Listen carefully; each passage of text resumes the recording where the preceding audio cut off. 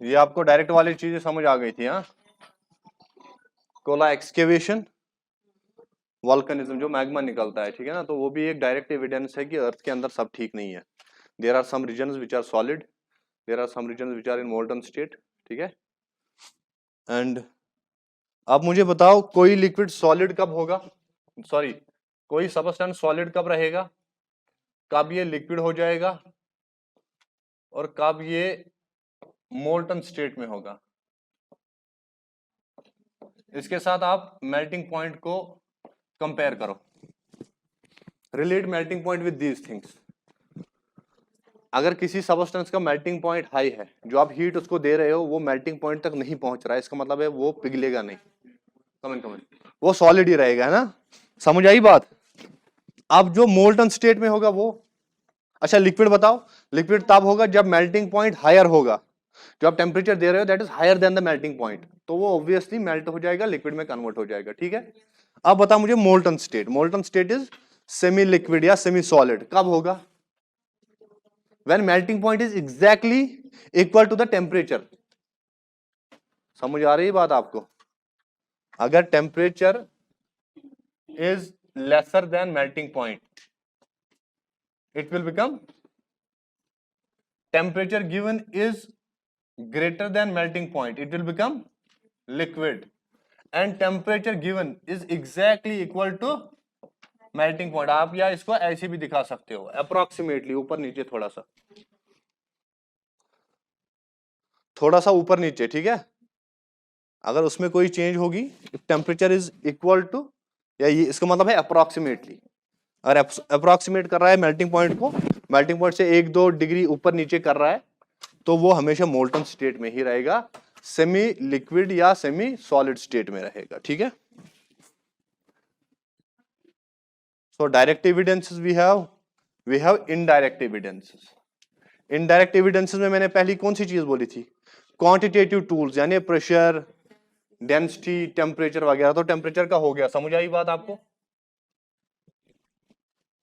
Temperature से समझ आ गया आपको कि कोई, जैसे मैंने बोला अर्थ की जो कंपोजिशन है, जो आपका क्रस्ट है वो बना है अपर क्रस्ट सियाल से, जो उसके नीचे लोअर क्रस्ट है वो बना है सीमा से, उसके बाद जो मेंटल है, मेंटल बना है ओलिविन रॉक से। ओलिविन रॉक्स जो है वो भी सिलिकेट्स ही होते हैं, ठीक है। एक बार फिर से रिवाइज करो जो हमने कल पढ़ा था, this is crust, this is mental, और इसके नीचे कोर, इसके 2 सेक्शंस, इसके 2 सेक्शंस, इसके 2 सेक्शंस। तो ये मैंने बोला था सियाल, है ना, ऐसे लिखते हैं ना, पहला वाला लिखते हैं कैपिटल में, सेकंड लिखते हैं स्मॉल में, ठीक है ना, सियाल। इसी तरह सीमा, ठीक है। और ये जो है ये ओलिविन रॉक से बना होता है, किससे, ओलिविन। ओलिविन जो होते हैं ये भी सिलिकेट्स ही होते हैं, लेकिन अब मैंने बोला कि जो आपका अपर मेंटल है, ये है ना अपर मेंटल, इसमें भी सिलिकेट्स होते हैं, जो लोअर मेंटल है उसमें भी सिलिकेट्स होते हैं, लेकिन सिलिकेट्स की जो कंसंट्रेशन होती है वो ज्यादा होती है इन अपर मेंटल, इसीलिए अपर मेंटल जो है वो मेल्ट हो जाता है। सिलिका जो है इसका मेल्टिंग पॉइंट कम होता है, आयरन का हाई रहता है, निकल का हाई रहता है, ठीक है ना, एल्युमिनियम का भी ठीक ठाक ही रहता है, लेकिन सिलिकेट्स का सबसे कम होता है, कम, ठीक है। सो सिलिकेट ज्यादा ऊपर होते हैं एज कंपेयर टू नीचे लोअर मेंटल में, ठीक है। उसके बाद आपका कोर मैंने बोला नाइफ से बना हुआ है, लेकिन इसमें कुछ सिलिका भी ऐड होता है, और सिलिका की concentration is more in upper mantle, that is why ये मोल्टन स्टेट में होता है। तो सर ये सॉलिड है, मैं लिख लेता हूं solid, this is solid, this is liquid या molten state, this is solid again, this is liquid and this is solid. तो टेम्परेचर के साथ रिलेट करके मैंने आपको बताया जो मटेरियल इसमें पाया जाता है, जो कंपोजिशन इसकी होती है, उसका मेल्टिंग पॉइंट वेरी करता है, और जितना नीचे जाओगे उतना टेम्परेचर बढ़ता जाएगा, ठीक है ना। तो ये क्वांटिटेटिव टूल्स में डिस्कस करता हूं। ये आपको समझ आ गया टेम्परेचर वाली चीज। मैंने कल बोला था with every 1 kilometre increase in depth there is around 10-12 degree centigrade increase in temperature. तो उस हिसाब से जाओगे तो कोर जो है 6370 किलोमीटर्स, तो मल्टीप्लाइड बाय 12 करो, ये बहुत ऊपर जाएगा। लेकिन जो ही आप नीचे जाओगे तो रेट ऑफ टेम्परेचर इंक्रीज जो है वो कम होता है। पहले 100 किलोमीटर में 12 डिग्री के हिसाब से इंक्रीज होता है, फिर उसके 100 किलोमीटर मान लीजिए 10 के हिसाब से, फिर उसके बाद कुछ 8 के हिसाब से, फिर उसके बाद 7 के हिसाब से। तो नीचे नीचे जितना जाओगे टेम्परेचर बढ़ेगा, लेकिन जो rate of change in temperature है as compare to upper layer, वो नीचे जाते जाते कम होती है। सब कुछ बता दिया मैंने, ठीक है ना। तो हमें पता है कि जितना नीचे जाएंगे कम टेम्परेचर ज्यादा हो जाता है, ठीक है।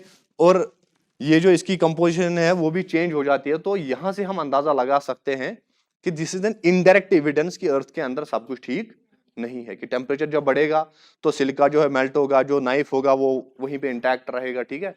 तो इस हिसाब से हम देख सकते हैं कि इनडायरेक्ट एविडेंसेस है that everything is not uniform inside the earth. There are layers which are in molten state, there are layers which are in solid state, ठीक है। तो पहली इनडायरेक्ट एविडेंस आपकी क्वांटिटेटिव टूल्स।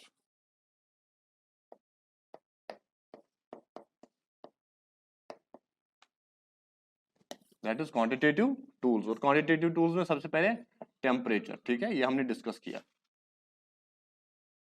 उसके बाद आता है आपका प्रेशर। मैंने कल आपको एक कॉन्सेप्ट पढ़ाया, वेट ऑफ ओवरलाइंग लेयर्स। जो मैंने कॉपी की एग्जांपल दिखाई थी कि आपकी कॉपी में इतने लेयर्स हैं, इतने शीट्स हैं, लेकिन जब आप इस कॉपी को रखते नीचे तो सबसे ज्यादा प्रेशर किस शीट पे होगा? सर वो सबसे नीचे वाले शीट पे होगा, ठीक है ना। तो प्रेशर जो है जितना आप नीचे जाओगे उतना बढ़ता ही जाएगा। और जब प्रेशर बढ़ता है तो कोई सबस्टेंस जो है वो कंट्रैक्ट होगा या वो लूज हो जाएगा। तो जितना कंट्रैक्ट हो जाएगा उतनी उसकी डेंसिटी बढ़ेगी या कम होगी? डेंसिटी बढ़ेगी। डेंसिटी बढ़ेगी तो इसका मेल्टिंग पॉइंट बढ़ेगा या कम होगा? वो भी बढ़ेगा, ठीक है ना। तो प्रेशर को आप समझिए कि अर्थ जो है डिफरेंट लेयर्स से बनी है। आप क्रस्ट के भी हजारों लेयर्स निकाल सकते हैं, क्योंकि अगर आप हर किलोमीटर को एक एक लेयर मानोगे तब जाके अर्थ में अराउंड 6400 लेयर्स हैं। समझ आ रही है बात आपको? तो ये जो लेयर्स है ये आपके इन लीव्स की तरह जो आपकी कॉपी में है, तो ये प्रेशर नीचे डालते डालते डालते डालते जाएंगे, ठीक है। इसीलिए मैं बोल रहा हूं कि जो आपका कोर है, ये कोर है, इसका आउटर कोर है, ये इनर कोर है। दोनों में क्या होता है? नाइफ, ठीक है। लेकिन इसमें नाइफ के अलावा कुछ सिलिका भी होता है। तो सिलिका का मेल्टिंग पॉइंट लो होता है, इसीलिए ये मोल्टन स्टेट में रहता है। और ये किसमें? सॉलिड स्टेट में। ये तो टेम्परेचर के हिसाब से, कंपोजिशन के हिसाब से। लेकिन प्रेशर के हिसाब से देखोगे तो सबसे ज्यादा प्रेशर किस पे पड़ेगा? आउटर कोर पे या इनर कोर पे? इनर कोर पे। तो इनर कोर की वजह से और कंपैक्ट होता है, वो और कंपैक्ट होगा और डेंस हो जाएगा, और डेंस हो जाएगा और उसका मेल्टिंग पॉइंट बढ़ेगा, जो कि वहां के जो हम टेम्परेचर मिलता है इसको, वो उसके बराबर नहीं होता है। इसीलिए जो आपका इनर कोर है वो सॉलिड होता है। तो सिर्फ कंपोजिशन या टेम्परेचर के बेसिस पे नहीं, कितना प्रेशर पड़ रहा है, प्रेशर से वजह से कितना डेंस हो रहा है, उसके हिसाब से भी आप ये अंदाजा, अनुमान लगा सकते हो कि ये लेयर क्यों सॉलिड है, ये लेयर क्यों लिक्विड है। समझ आई बात? तो प्रेशर को कर लो रिलेट डेंसिटी से, कि जितना प्रेशर बढ़ता जाएगा उतनी डेंसिटी बढ़ती जाएगी। तो अंदर अंदर जितना आप जाओगे उतना आपको डिफरेंट लेयर्स मिलेंगी। तो depending upon the composition, depending upon the pressure, depending upon the temperature और डेंसिटी, इसके बेसिस पे आप बता सकते हो कौन सा लेयर सॉलिड है, कौन सा लेयर लिक्विड है। अब मसला ये है, अगर आप देखोगे जो क्रस्ट है, क्रस्ट चाहे आउटर है या इनर है, दोनों क्या है? सॉलिड या लिक्विड? सॉलिड। और नीचे क्या है? Outer core, sorry outer mental liquid, जिसको एस्थेनोस्फीयर बोलते हैं हम। Inner mental solid, outer core liquid, inner core solid. लेकिन क्रस्ट सिर्फ एक ऐसा लेयर है जिसमें कोई लिक्विड लेयर नहीं है। तो क्या रीजन है? एक तो यह है कि वो ऊपर है, ऊपर होगा तो टेम्परेचर भी कम होगा, क्योंकि जितना आप अंदर जाओगे टेम्परेचर बढ़ेगा। ऊपर है तो प्रेशर भी कम पड़ेगा, प्रेशर कम पड़ेगा तो डेंस भी कम होगा। और चूंकि बाहर है तो ठंडा हो चुका है, कूल्ड स्टेट में है as compare to inner layer. इसीलिए जो पूरा क्रस्ट है, चाहे आउटर है या इनर है, दोनों आपके सॉलिड स्टेट में। तो ये एविडेंसेस आपको समझ आ गई। इनडायरेक्टली हम कैसे अनुमान लगा सकते हैं कि क्यों कोई लेयर सॉलिड है, क्यों कोई लेयर मोल्टन स्टेट में है। These are called quantitative tools. तो प्रेशर के बेसिस पे, डेंसिटी के बेसिस पे, तो मतलब जितना अंदर जाओगे ना उतनी डेंसिटी बढ़ेगी। हमारे पास एक लॉ है, उसको बोलते हैं न्यूटन्स लॉ ऑफ ग्रेविटेशन, सुना है आपने? तो वो क्या बोलता है, अकॉर्डिंग टू दैट जो डेंसिटी ऑफ अर्थ है that is 5.5 grams per centimetre square पर सेंटीमीटर क्यूब, ठीक है ना? एवरेज डेंसिटी ऑफ अर्थ, अगर आप अर्थ को क्या करोगे, डेंसिटी किसके बराबर होती है? मास बाय, तो अर्थ का अगर आप मास देखोगे कितना है और अर्थ का अगर आप वॉल्यूम देखोगे और उनको डिवाइड करोगे तो एवरेज में आपको मिलेगा कि अर्थ के, अगर आप पूरे अर्थ का जो मटेरियल है ना इसको एक बार मिलाओगे, मतलब कोर का मटेरियल भी लाओगे, मेंटल का भी, क्रस्ट का भी, उसको मिक्स करोगे, ठीक है? कोर हो या मेंटल हो या आपका क्रस्ट, इसका मटेरियल लाओगे, वो मिक्स करोगे और उसको वेट करोगे पर क्यूबिक सेंटीमीटर के हिसाब से, तो वो निकलेगा 5.5 ग्राम्स।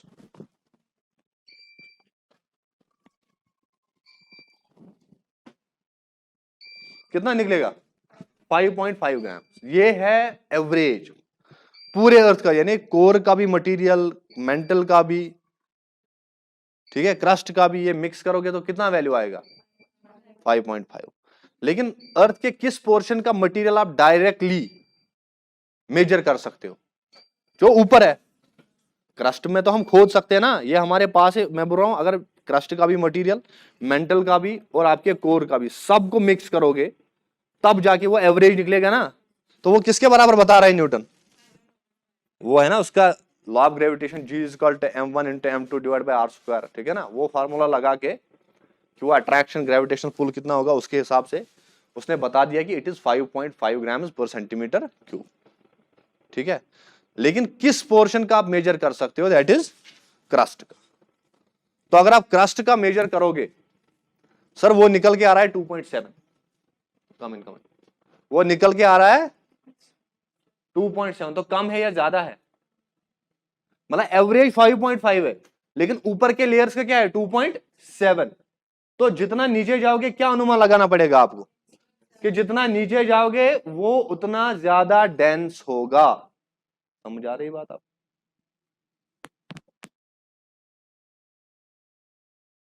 जितना नीचे जाओगे उतना मटेरियल डेंस होता जा रहा है। तो इसका अनुमान के हिसाब से बोल रहा है कि जो कोर की डेंसिटी है that is around 12 to 13 grams per centimetre cube, और ऊपर के लेयर्स का कितना है? 2.7। एवरेज कितनी है? 5.5। तो जो आपके अपर लेयर्स हैं उनका कितना निकल के आएगा? जो हम मेजर किया है 2.7, ठीक है? तो इसका मतलब है कि जो आपके इंटीरियर लेयर्स है, इनर लेयर्स है लाइक कोर, वो कितना पहुंच जाता है? That should be always greater than 5.5, तभी जाके तो एवरेज निकल के आएगी। ये समझ आ गया आपको मैथमेटिकल कैलकुलेशन मैं क्या बोल रहा हूं? एवरेज 5.5 है लेकिन ऊपर के लेयर्स का क्या है? 2.7, तो ये तो 5.5 से कम है। तो एवरेज तभी निकल के आएगी 5.5 जब नीचे वाले लेयर्स की डेंसिटी ज्यादा होगी। तो जितना आप नीचे जाओगे उतनी डेंसिटी बढ़ती जाएगी। इनर लेयर्स कोर तक जाते जाते it is around 12 to 13 grams per centimetre cube, ठीक है?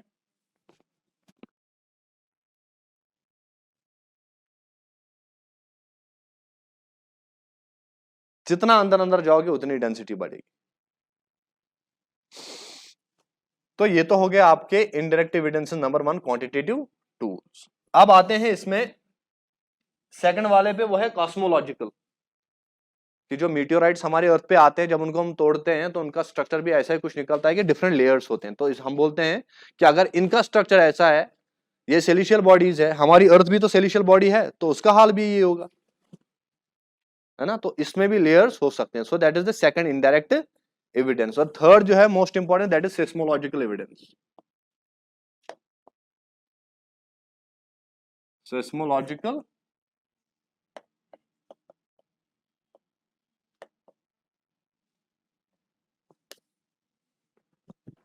सेस्मोलॉजिकल मतलब seismic waves coming coming, seismological मतलब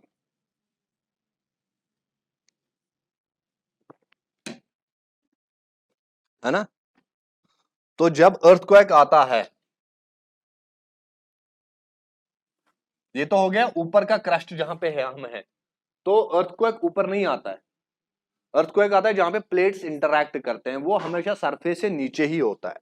तो आप मान लीजिए यहां पे अर्थक्वेक आता है, डिपेंड करता है ना, इंपैक्ट नहीं, डिपेंड करता है कि कहां पे आएगा, क्रस्ट में ही आएगा, क्योंकि जो हमारे लिथोस्फीयर है उसी के तो प्लेट्स बने हुए हैं, जो हम कल पढ़ रहे थे प्लेट टेक्टोनिक्स। तो वो लिथोस्फीयर जो एस्थेनोस्फीयर के ऊपर तैरते रहते हैं ना।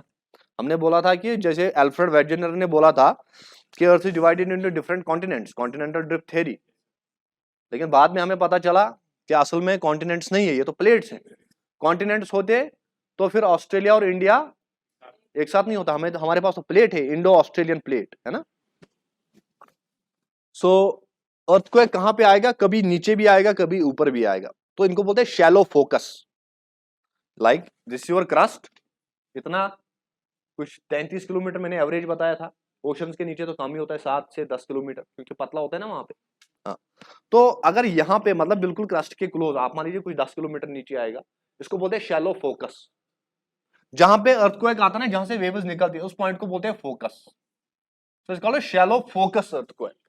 उससे नीचे आएगा तो इंटरमीडिएट फोकस, उससे नीचे आएगा तो डीप फोकस। समझ आ रही है बात। तो कितना नीचे हो रहा है उसके बेसिस पे भी कैटेगराइजेशन है। फोकस कहां पे है, कहां से ये अर्थक्वेक जो प्लेट इंटरेक्शन हो रही है किस डेप्थ पे हो रही है, बिलो द क्रस्ट या इनसाइड द क्रस्ट, ठीक है ना। तो we have shallow, we have intermediate, we have deep. तो जितना नीचे जाएगा उतनी इंटेंसिटी कम होगी, उतनी हमें कम अर्थक्वेक शॉक्स लगेंगे। जितना नीचे होगा ना उतनी वाइब्रेशंस कम होती हैं। तो सबसे खतरनाक कौन वाले होते हैं, शैलो फोकई, शैलो फोकस अर्थक्वेक्स। ठीक है, ये पॉइंट भी समझ आ गया आपको। ठीक है, तो जहां से निकलती अर्थक्वेक वेव्स उस पॉइंट को बोलते हैं फोकस।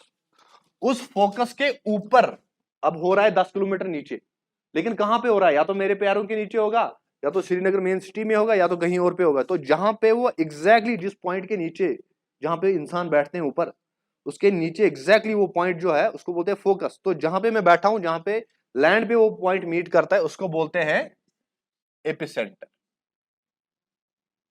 ठीक है, तो यहां से निकलती है फोकस से अर्थक्वेक वेव्स।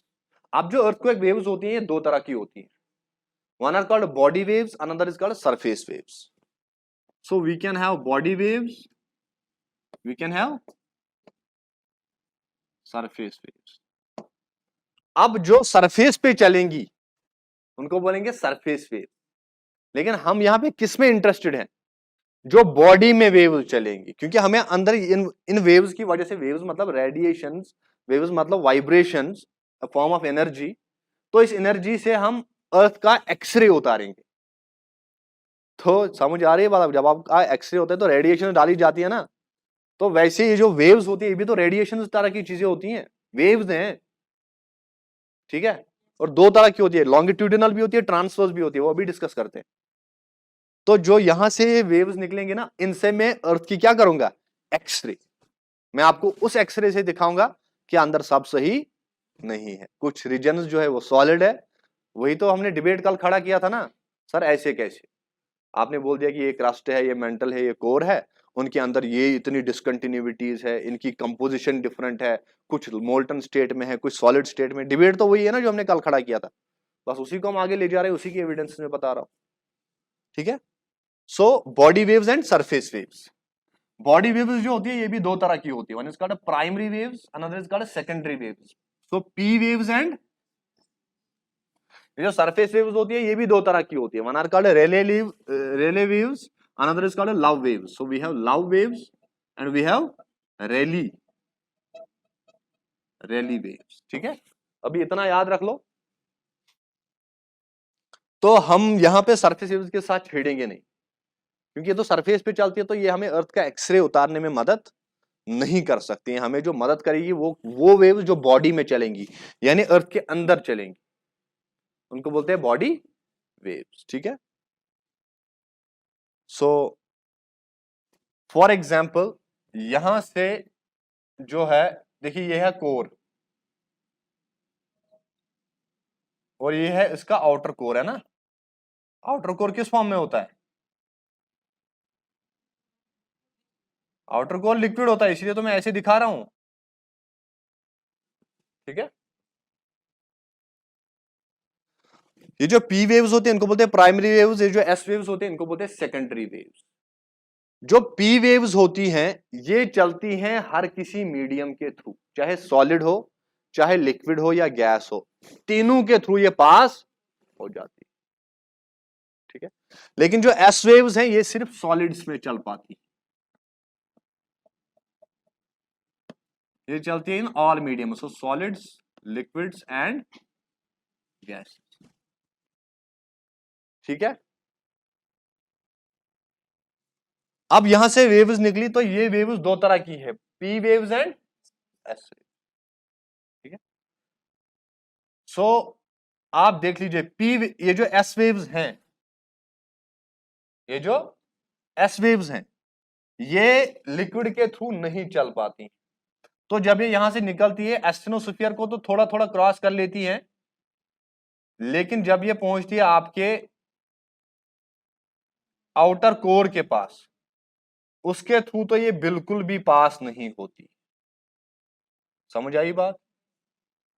एस्टेनोस्फीयर जो होता है ना वो मोल्टन स्टेट में होता है, ठीक है, लेकिन जो आपका आउटर कोर होता है वो प्योर लिक्विड स्टेट में होता है, इसलिए कुछ कुछ करके ये एस्टेनोस्फीयर के थ्रू तो पास हो जाती है क्योंकि वो मोल्टन स्टेट में होता है, सेमी सॉलिड होता है, लेकिन जो ही ये आउटर कोर के पास पहुंची है बिल्कुल भी इसके थ्रू पास नहीं होती है। तो होना था इनको इसके थ्रू पास, यानी यहां से निकली थी वेव, उसको आर पार होना था, लेकिन यहां पे लिक्विड स्टेट है इसीलिए ये यहां से इस तरफ आती है, तो यहां तक आ जाती है और यहां तक आ जाती हैं, ये होते हैं आपके 105 डिग्री एंगल, ये भी आपको होता है 105 डिग्री, 105 105 हो गए 210, ये जो बीच की आर्क है दैट शुड बी 150, क्योंकि टोटल कितना होता है 360। समझ आई बात?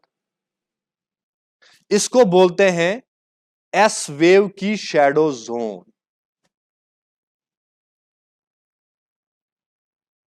यानी अगर यहां पे मेरे पैरों के नीचे अर्थक्वेक आया, लेकिन मेरे पैर, चूंकि जमीन गोल है, तो आप मान लीजिए मैं यहां बैठा हूं तो ये वो पॉइंट होगा अर्थ के उस साइड, ये समझ आई बात मैंने क्या बोला?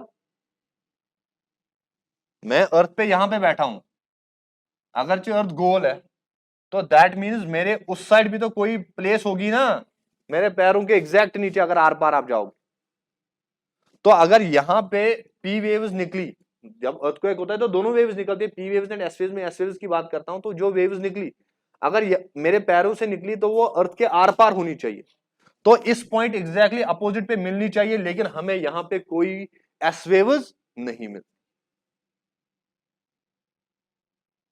ठीक है ना। तो इससे हमें पता चलता है कि अर्थ के अंदर जो रीजन्स हैं, कुछ रीजन्स ऐसे हैं जो लिक्विड स्टेट में है, वरना एस वेव्स पार कर जाती है, अगर सारा सॉलिड होता फिर तो वो आर पार हो जाती, लेकिन एस वेव्स की प्रॉपर्टीज है कि ये लिक्विड्स को क्रॉस नहीं कर पाती है, इसीलिए हमें ऑन द अदर साइड कोई भी एस वेव्स नहीं मिलती है। तो एस वेव्स का शैडो जोन जो होता है दैट इज ये वाला इसका शैडो जोन बनेगा, फिर जहां पे ये बिल्कुल भी नहीं मिलेगी, तकरीबन 150 डिग्रीज, यानी अगर यहां से अर्थक्वेक निकला तो ये अर्थ के कितने सरकमफ्रेंस को कवर करेगा 210 डिग्रीज, बस 150 डिग्री सरकमफ्रेंस ऐसी होगी जहां पे आपको एस वेव नहीं मिलेगी। तो इसे हमें पता चलता है प्योरली कि एस वेव जो है ये जो अर्थ के अंदर है कुछ रीजन ऐसे जो लिक्विड स्टेट में पाए जाते हैं। हाँ जी, किसकी वेलोसिटी? एस वेव की वेलोसिटी है, देखिए ना, it depends upon the rigidity of the medium, जितना रिजिड मीडियम है, जितना सख्त मीडियम है उसके थ्रू चलेगी। वेलोसिटी जो होती है एस वेव्स की ये कम होती है as compare to this P waves. आप मान लीजिए सम 3 किलोमीटर्स पर सेकेंड, और इसकी जो होती है प्राइमरी की इट इज अराउंड 5 किलोमीटर्स पर सेकेंड। ये मैं आपको आगे भी पढ़ाऊंगा क्योंकि जब अर्थक्वेक पढ़ेंगे ना तो उस टाइम इसकी रेपिटेशन हो जाएगी। ठीक है, तो ये चीज आपको समझ आ गई। This is called shadow zone of S waves. ठीक है, तो इसका मतलब है कि अर्थ के अंदर सब ठीक नहीं है, कुछ रीजन ऐसे हैं जो लिक्विड स्टेट में है, वरना ये निकल जाती। इसके बाद आती है आपकी पी वेव्स।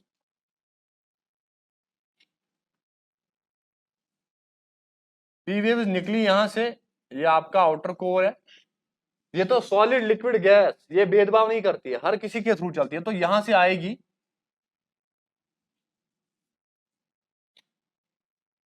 ठीक है,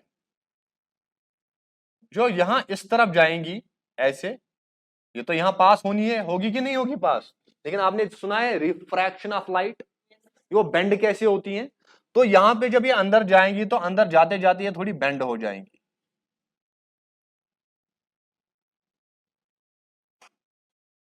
ठीक है, अंदर जाते जाते बेंड हो जाएंगी, फिर यहां से निकल के आएंगी ऐसे।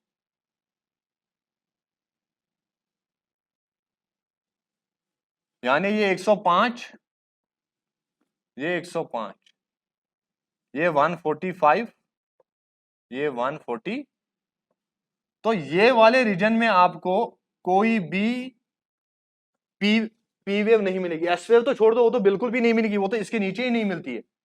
लेकिन ये जो मैं आपको बेंडिंग दिखा रहा हूं ना, कि ये दो रीजन, इनमें शैडो बनता है। शैडो इसलिए बनता है क्योंकि जब ये मीडियम्स के थ्रू, डिफरेंट मीडियम्स के थ्रू पास होती है ना पी वेव्स, ये बेंड कर जाती है, तो बेंडिंग की वजह से इसका इतना शैडो जोन रह ही जाता है। अरे ये सुना होगा आपने, ये आपकी आइस, ये आपकी फॉर एग्जांपल ग्लास स्लैब है, इसमें लाइट आ गई, इंसिडेंट पड़ गई लाइट, तो इस लाइट को जाना था ऐसे, जाना था ना, लेकिन यहां पे ये थोड़ा क्या हो जाती है, बेंड हो जाती है, तो ये आएगी इस तरफ ऐसे। अब देखिए इसके नीचे आपने और एक गिलास स्लैब रखी, अब ये पहुंच गई इधर, तो इसको जाना था ऐसे, लेकिन ये फिर से क्या हो जाएगी, ऐसे टेढ़ी हो जाएगी। देखिए ना, क्योंकि this was the rarer medium, this was the denser, again this is the denser, so जब ये रेयरर टू डेंसर चलेगी, it will bend towards the normal, अगर आपने पढ़ा होगा अपने 10th स्टैंडर्ड में। ठीक है, तो ये जो बेंडिंग हो रही है, इसीलिए मैं ये दिखा रहा हूं आपको कि जब ये यहाँ पे, ये लिक्विड पोर्शन है बाहर का, दिस इज होली लिक्विड है ना, तो इसके इसके अंदर जब जाएगी तो it will be change in the medium from solid to liquid, liquid to solid, तो उसकी वजह से बेंडिंग हो जाएगी। इसीलिए ये रीजन्स में आपको क्या मिलेंगे, ये रीजन में आपको बिल्कुल शैडो जोन मिलेंगे। तो shadow zone is larger that of S waves than that of, तो देखिए ना 145 माइनस 5 हो गए 40, यहां से हो गए 40, 40 कितना हो गया 140 हो गए 80, लेकिन उसका कितना बच रहा था 210 और उसका 150, तो शैडो जोन ऑफ डिग्रीज। ठीक है, shadow zone of S waves is 150 degree, बहुत ही ज्यादा, लेकिन shadow zone of P waves is 80 degree, that is less than that of your x waves. ये आपको समझ आ गया, इसमें कोई डाउट है आपको? हाँ जी, अच्छा अच्छा, एंगल आपने ये वाली चीज आपने, मतलब आपको याद नहीं आ रही है, लेकिन पढ़ी तो है आपने ये, इसको बोलते हैं रिफ्रैक्शन ऑफ लाइट। ठीक है ना, हाँ, रिफ्लेक्शन कहां से होगी, रिफ्लेक्शन तभी जाके होता है जब आपके सामने कोई रिफ्लेक्टिंग मिरर होगा, तो यहां पे लाइट जाती, ये सॉरी वेव जाती है from one medium to another. तो ये कॉन्सेप्ट आपको समझना है, ये साइंस कॉन्सेप्ट है कि like this is your glass slab, ये गिलास जो होता है ये होता है denser as compare to air, सही बात है कि नहीं? अगर वाटर भी होगा, ये मान लीजिए वाटर ही है, आप देख लीजिए कोल्ड ड्रिंक के गिलास में, लेकिन डालना स्प्राइट के गिलास में क्योंकि वो ट्रांसपेरेंट होती है, उसमें डालना सिट्रा, फिर देखना ऊपर से वो लगेगा आपको सिट्रा टेढ़ी हो चुकी है, सही बात है कि नहीं? बस वही हाल यहाँ पे हो रहा है इसका, कि जब ये देखिए पहले तो ऊपर से आ गई तो सॉलिड से आई, एस्टेनोस्फीयर थोड़ा लिक्विड तो बेंडिंग हो जाएगी, उसके बाद आपका इनर मेंटल वो सॉलिड चलेगा, फिर जब ये पहुंचेगी आउटर कोर के पास, तो आउटर कोर आप देखिए ये जो है यहां से लाइट आ रही है ऐसे, अब ये मीडियम है रेयरर, रेयरर मतलब मैं मानता हूं ये आपका आउटर मेंटल है, this is outer mental, sorry it is denser, it is denser, ठीक है। ये आपका है इनर मेंटल, सॉरी ये कोर है आपका, ठीक है ना। So this is your outer core, सही बात है। तो ये तो हो गया ना इनर मेंटल। तो inner mental is solid, outer core is liquid. So inner mental is denser, outer core is rarer, सही बात है। Inner mental is solid, outer core is liquid. So inner mental is denser, outer core is rarer. तो light जब जाती है या कोई भी वेव जब जाती है फ्रॉम दिस इज डेंसर, ये एयर है, यहां से हवा है, हवा इज रेयर। तो जब ये जाए, दिस इज नॉर्मल, नॉर्मल मतलब 90 डिग्री एंगल, ठीक है ना, ये 90 बनाएगा। तो जब ये जाती है कहां से, फ्रॉम डेंसर टू रेयरर, तो व्हाट हैपेंस, यहां पे इसकी क्या होती है, बेंडिंग होती है, बट टुवर्ड्स द नॉर्मल और away from normal, this is away from normal. तो ये इस तरफ जाएगी, जाना था इसको इस तरफ। अब देख लीजिए यहां पे जब जाती है फ्रॉम, अब this is denser, again there is air, air is rarer. तो when it goes from rarer to denser, तो जाना था इसको इस तरफ, but it will bend towards the normal, इस तरह इसका यहां पे रियल पाथ हो। तो यही मैं आपको समझा रहा हूं कि जब ये वेव्स जाती है from rarer to denser, denser to rarer, there is bending. तो बेंडिंग की वजह से एग्जैक्टली एक्सरे नीचे बराबर नहीं आती है, कुछ पोर्शन बेंडिंग की वजह से छूट जाता है, वो बनता है शैडो जोन। वो होता है between 105 degree to 145 degree from one side. तो हो गई इस तरफ 40, उस तरफ 40, हो गए 80। लेकिन वहां पे हमने देखा था वो आती थी इस तरफ 105, इस तरफ 105, हो गए 210। तो 360 डिग्री टोटल सर्कमफ्रेंस होती है किसकी, सर्कल की। 360 minus 210 is equal to 150। So shadow zone of S waves is greater as compare to P waves. समझ आया आपको? आपकी पहली क्लास है, फिर ठीक है।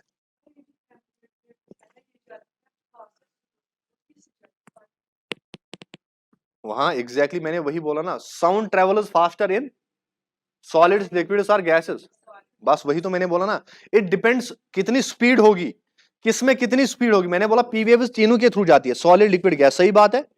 लेकिन किसमें तेज जाएगी, अब आप ये बोल रहे हैं, सो सॉलिड में ही जाएगी, बिकॉज सॉलिड ज्यादा रिजिड होता है। तो रिजिडिटी जितनी मीडियम की होगी उतनी तेज उसमें वेव चलेगी।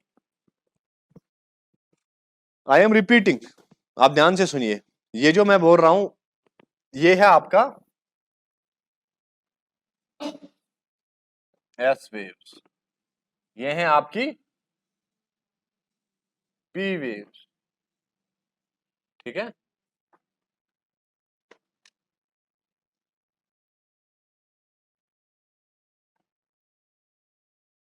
क्योंकि ये जो आउटर कोर है ये क्या है, ये लिक्विड है। सो 105, 105, 145, 145, this is the shadow zone. तो इसका तो टोटल, ये तो बिल्कुल भी लिक्विड के थ्रू पास ही नहीं होती है ना। तो इसका जो है कोई शैडो जोन नीचे नहीं बनेगा, मतलब सारा का सारा यहां से और यहां तक शैडो जोन ही बनेगा। यही मैं समझा रहा था, ये आपको समझ आया? हाँ, कि जब पी वेव, ये जो आपकी एस वेव्स हैं, ये निकलेंगी ही नहीं सॉलिड से, तो आगे जाने का कोई मकसद ही नहीं बनता है। इस तरफ आपको कोई भी एस वेव नहीं मिलेगी, सारी एस वेव्स यहीं पे रुक जाएंगी, इस एंगल से लेके इस एंगल तक, ये सारा रीजन आपका शैडो जोन ही हो। तो वही मैं आपको समझा रहा हूं कि फिर उसके बाद ये है, अब मसला ये है कि यहां तो ये तो सॉलिड लिक्विड गैस हर किसी के थ्रू पास होती है, तो सर यहां क्यों नहीं आ रही है, वही आप बोल रहे हो, इस रीजन में क्यों नहीं मिल रही है, वही आप बोल रहे हो कि ये तो आर पार चलनी चाहिए ना, ये तो यहां हर किसी जगह मिलनी चाहिए अर्थ पे, तो ये शैडो जोन क्यों भर रहा है, इसी में आपको कंफ्यूजन है। आपका कंफ्यूजन कहां पे है? नहीं नहीं, फर्स्ट क्लास ये भी पहली बार ही पढ़ रहे हैं, लेकिन ये है कि एक कंटिन्यूटी बन गई है इनके अंदर, ठीक है ना। हाँ, तो रिफ्रैक्शन की वजह से बेंडिंग हो जाती है, इसलिए ये पूरी एरिया कवर नहीं कर पाती है। तो यहां पे इस रीजन से यहां तक फिर से हमें ये पी वेव्स आर पार हो जाती है। हम पढ़ रहे हैं असल में इंटीरियर स्ट्रक्चर ऑफ अर्थ। मैंने इनको बोला अर्थ के अंदर कुछ एरिया जो है वो सॉलिड है, कुछ लिक्विड है, कुछ मोल्टन स्टेट में। इनने मेरा गला पकड़ लिया, बोला सर ऐसे कैसे, आप गए हैं क्या अंदर, आपने देखा है अपनी आंखों से कि आप इतनी बड़ी क्लेम कर रहे हो कि कुछ सॉलिड है कुछ लिक्विड है। तो इनको मैं एविडेंसेस दे रहा हूं, ठीक है ना। तो ये हमारी एक एविडेंस है कि जो हमारी अर्थक्वेक जब आता है ना तो वहां से वेव्स निकलती है। तो वेव्स दो तरह की होती है, पी और एस। पी वेव्स जो है वो हर किसी मीडियम के थ्रू चलती है, और एस वेव जो है वो सिर्फ सॉलिड्स के थ्रू। तो इनको मैंने दिखाया कि एस वेव्स का यहाँ ये अंदर एक रीजन ऐसा आता है, आउटर कोर जो लिक्विड होता है उसके पार नहीं हो जाएंगी, तो इसकी वजह से इसका ये शैडो जोन बन रहा है। That is what I was explaining them, ठीक है ना। तो आप 11th की एनसीईआरटी जो है 11th की वो पढ़ना स्टार्ट कर दो आप साथ साथ में, ठीक है ना। जब तक ये हो जाएगा ना तब तक वो भी आपकी खत्म हो जानी चाहिए। तो 11th की एनसीईआरटी लिख लो आप, वो पढ़ना स्टार्ट कर लो। आपको एक दो दिन में कंटिन्यूटी बन जाएगी, कोई दिक्कत नहीं, ठीक है ना। आज आपकी पहली क्लास है, so no need to worry. ये आपको समझ आ गया शैडो जोन का कॉन्सेप्ट। तो आपको तीनों एविडेंसेस समझ आ गई, कॉस्मोलॉजिकल, सेस्मोलॉजिकल, क्वांटिटेटिव टूल्स वाली। किस तरह से हमने प्रूव कर दिया, देखिए ये क्वेश्चन आएगा 10 मार्कर का। ये आपको कोई ऐसे पूछ सकते हैं कि किसका ज्यादा शैडो जोन बनता है, किस एंगल से किस एंगल तक, इस हद तक जा सकते हैं प्रीलिम्स में। मेंस में आपको पूछेंगे इस चीज के बारे में। इतने सारे एविडेंसेस मैंने बताए, अगर आप जैसे 5 एविडेंसेस, जैसे 150 का आंसर लिखना पड़ेगा 150 वर्ड्स का, तो मैंने आपको 5 एविडेंसेस बहुत बड़ी बना के दिखाई दी है ना। अगर आप उसका 20-20 वर्ड्स का लिखोगे तो हो गया ना 100 वर्ड। 25 वर्ड डाल देना इंट्रोडक्शन में, 25 वर्ड डाल देना कंक्लूजन में, हो गए ना आपके 150 वर्ड्स बराबर। तो no need to worry, you are ready to go. इसमें अगर क्वेश्चन आएगा तो अगर आपकी अंडरस्टैंडिंग बन गई है, मैं रट्टा मारने की बात नहीं कर, अगर आपको अंडरस्टैंडिंग बन गई है तो थोड़ी स्पीड पकड़ के आप जल्दी जल्दी चीजों को समझा सकते हो। 20 वर्ड्स में लिखना है कि क्वांटिटेटिव टूल से हमें कैसे लगता है, 20 वर्ड्स में आपको लिखना पड़ेगा कि सेस्मोलॉजिकल एविडेंसेस क्या है, 20 वर्ड्स में आपको लिखना पड़ेगा कि कॉस्मोलॉजिकल एविडेंस क्या है, 20 वर्ड्स में डायरेक्ट क्या है। समझ आ रही है बात। तो इतना इसमें ज्यादा पीएचडी नहीं करना है डेप्थ, लेकिन चीजों की बहुत सारी चीजों की पता होनी चाहिए। पी वेव्स एस वेव्स क्या होती है, पी जो होती है प्राइमरी होती है, एस होती है सेकेंडरी, उनकी स्पीड ज्यादा होती है, इनकी स्पीड कम होती है। वो तीनों मीडियम्स में चलते हैं। ये किस में चलता है, सिर्फ सॉलिड्स में चलती हैं, ठीक है ना। आगे और भी फीचर्स बताऊंगा जब अर्थक्वेक पढ़ेंगे। इसके बाद अर्थक्वेक पढ़ना है हमने, कि बताया था मैंने कैटास्ट्रोफिक इवेंट्स। हाँ जी, नुकसान जिससे इंसानों को पहुंचता है वो सरफेस वेव से, वो बताएंगे ना अभी, बस वही स्टार्ट करने वाला हूं। तो इसमें आपको कोई डाउट वगैरह है आप मुझे पूछ सकते हैं। क्या क्या पढ़ा हमने अभी तक, इस कल से बताओ मुझे, कल से जो हमने पढ़ रहे थे इंटीरियर स्ट्रक्चर ऑफ अर्थ, ठीक है ना। तो इसमें आपको कोई डाउट है इंटीरियर स्ट्रक्चर में, कंपोजिशन समझ आ गई आपको, एविडेंसेस समझ आ गए आपको, और क्या है इसमें, कंपोजिशन हो गया, एविडेंसेस हो गए, और स्ट्रक्चर वो मोहो डिसकंटिन्यूटी वगैरह, ठीक है ना, वो चीजें आपको समझ आ चुकी है। तो आप पहले अर्थ को ही खत्म कर देते हैं, फिर देखते हैं कल क्या होगा। हाँ जी, टेम्परेचर और density, I will tell you. Temperature and density,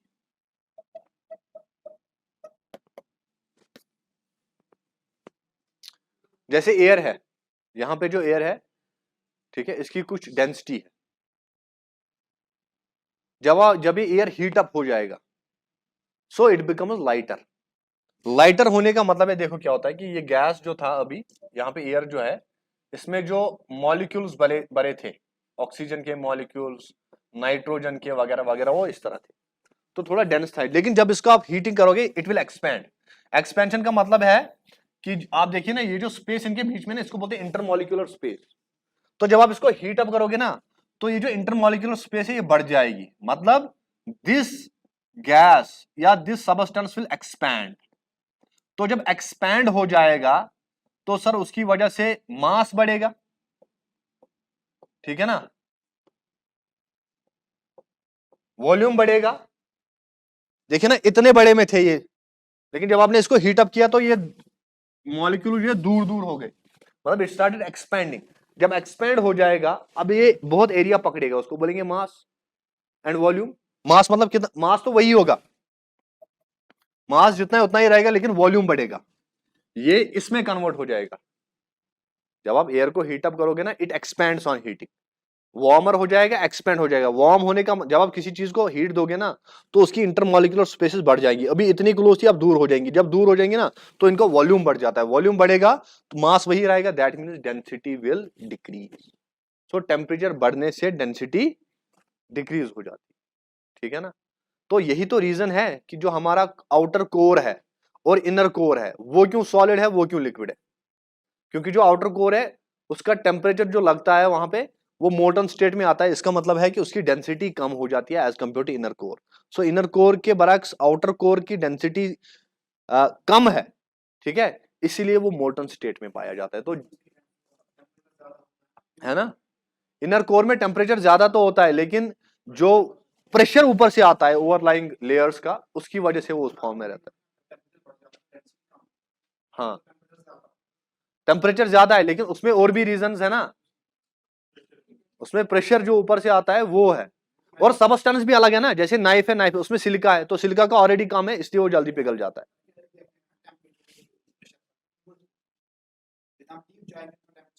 हाँ ना ना, प्रेशर तो ओवरलाइंग, मतलब आप बोलते हैं कि टेम्परेचर बढ़ेगा प्रेशर कम होना चाहिए, ये कैसे पॉसिबल है? मतलब जितना आप नीचे जाओगे तो टेम्परेचर तो बढ़ रहा है लेकिन जो ओवरलाइंग वेट है लेयर्स का वो भी तो बढ़ रहा है, जितना नीचे नीचे जाओगे उतनी नीचे वाले पन्ने पे ज्यादा लोड पड़ेगा ऊपर का। तो यही रीजन है कि इतना ज्यादा टेम्परेचर होने के बावजूद भी वो पिघल नहीं रहा है। क्या वेरी कर रहा है?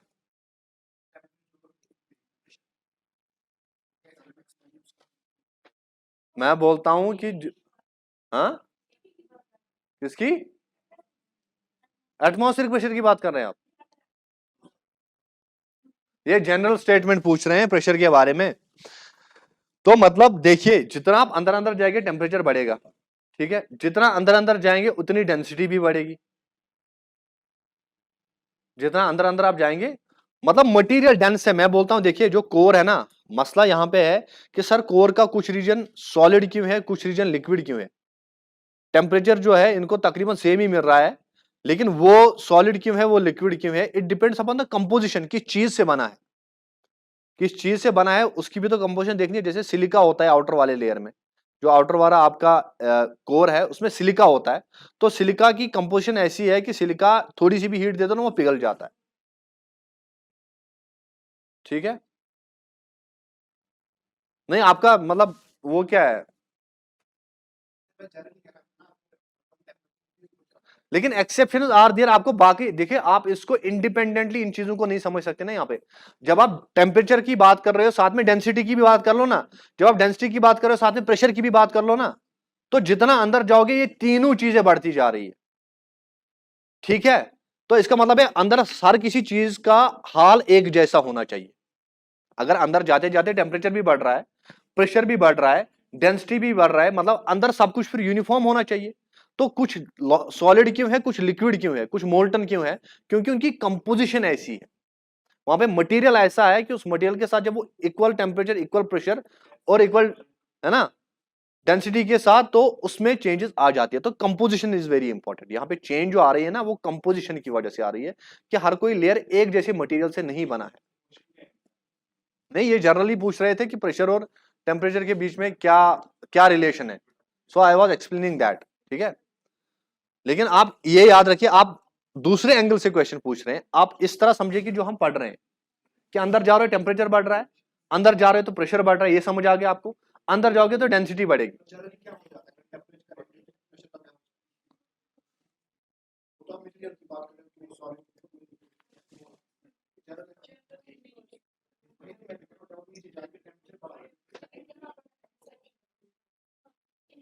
वेट है ना, वेट ओवरलाइंग लेयर्स का जो वेट है हम उसको यहाँ पे प्रेशर मानते हैं। देखिए प्रेशर होता है, एक एटमॉस्फेरिक प्रेशर है, वो सच बोल रही थी, एक एटमॉस्फेरिक प्रेशर होता है, एक आपके वेट की वजह से प्रेशर होता है, तो डिफरेंट रीजन होते हैं, ठीक है। जैसे कि आप देखिए, अगर आप ढक्कन बंद कर दोगे ना, किसी को एयर टाइट बनाओगे, तो उसमें प्रेशर बढ़ जाता है, जैसे हमारे प्रेशर कुकर में बढ़ जाता है। जो हमारा प्रेशर कुकर है उसमें कैसे प्रेशर बढ़ता है, वेट तो उतना होता नहीं ढक्कन का, लेकिन आप ढक्कन को इस तरह बंद कर देते हो, ठीक है, कि वहां पे प्रेशर बढ़ जाता है, तो you are increasing the atmospheric pressure, ठीक है। जहां पे अक्सर हीटिंग हो जाती है वहां पे लो प्रेशर होता है, लेकिन वो एटमॉस्फेयर के कॉन्टेक्स्ट में ट्रू है। जब आप अर्थ के कॉन्टेक्स्ट में जाओगे, जितना अंदर जाओगे टेम्परेचर भी बढ़ेगा, डेंसिटी भी बढ़ेगी, और आपका टेम्परेचर भी बढ़ेगा। लेकिन फिर ये डिफरेंट स्टेट्स क्यों है? डिफरेंट स्टेट्स इसलिए कि कंपोजिशन डिफरेंट ईयर्स की डिफरेंट है। तो इसका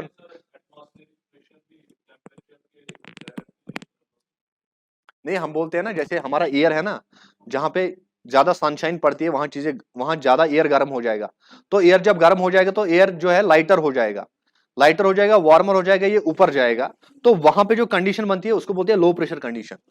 वहां पे लो प्रेशर बनता है, आप उसके साथ एटमॉस्फेरिक प्रेशर के साथ इसको कंफ्यूज कर रहे हो। यहाँ पे हम दूसरी चीज पढ़ रहे हैं कि यहाँ पे आपको वेट देखना है लेयर्स का, यहाँ पे आपको मटेरियल देखना है, तो that is totally different from that atmospheric pressure, ठीक है। हाँ जी। अब बात आती है यहां पे अर्थक्वेक की।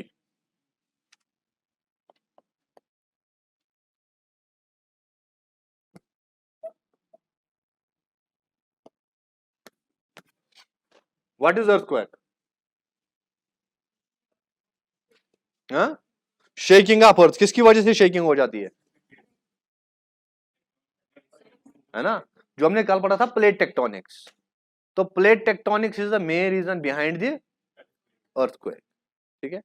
तो क्या होता है जब दो प्लेट्स कन्वर्ज होते हैं, कल पढ़ा ना हमने सब कुछ, जब दो प्लेट्स क्या होती हैं, कन्वर्ज होती है, एक दूसरे के क्लोज आती है, तो ये जो प्लेट्स होती है इनकी जो एजेस होती हैं ये यूनिफॉर्म नहीं होती हैं।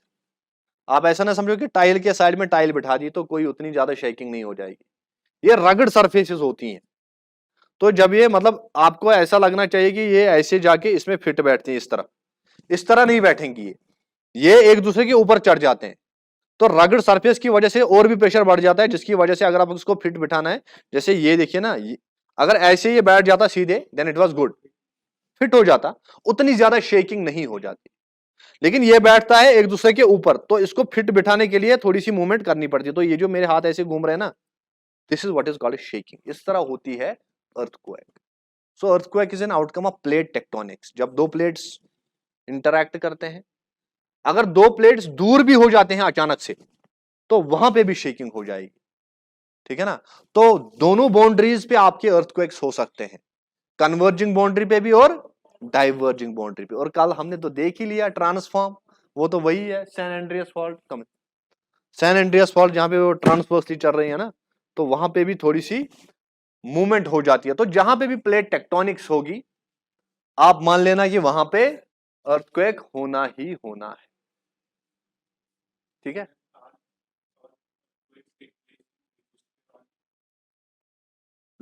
हाँ, जहां तक प्लेट्स, जहां तक प्लेट्स, ठीक है। अभी मैं आपको और एक चीज भी समझाता हूं इसके बाद। दो तरह के फोर्सेस होते हैं अर्थक्वेक पे, अर्थ पे। जैसे ये हमारी अर्थ है, आप मान लीजिए ये इसका एक प्लेट है ना, और यहां से ये और एक प्लेट है।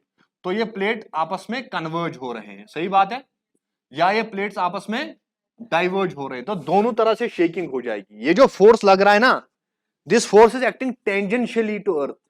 समझ आई बात? टेंजेंट की तरह।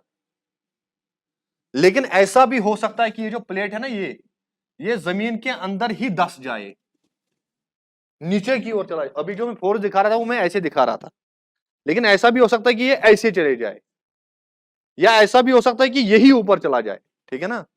तो ऐसा भी हो सकता है और इसके साथ ऐसा भी हो सकता है। हमारे पास एक बहुत बड़ा कॉन्सेप्ट है, उसको बोलते हैं जियोमॉर्फिक प्रोसेसेस। क्या बोलते हैं?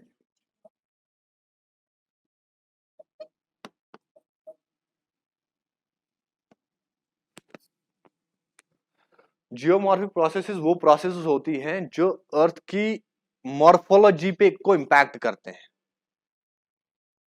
अर्थ का जो रिलीफ है, अर्थ पे जो स्ट्रक्चर्स है, उनको बनाने में, उनको बिगाड़ने में जो रोल प्ले करते हैं, जो फोर्सेस होते हैं, उन फोर्सेस को क्या बोलते हैं? जियोमॉर्फिक प्रोसेसेस, ठीक है। इसके अंदर दो फोर्सेस होते हैं, one is called endogenetic, another is called exogenetic.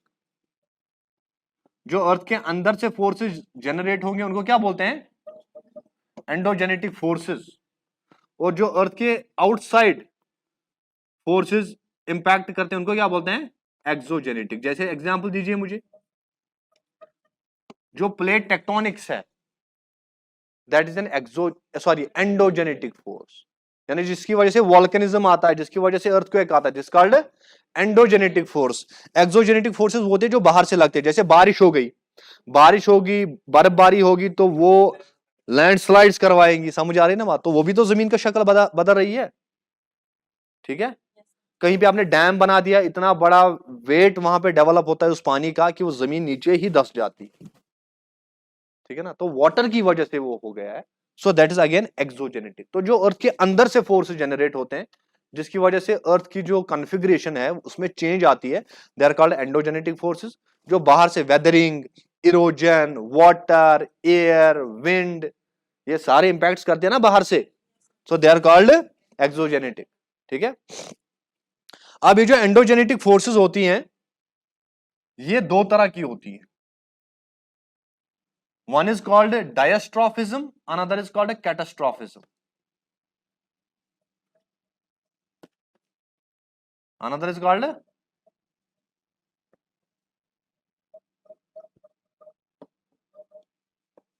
diastrophism, means slow forces, gentle forces.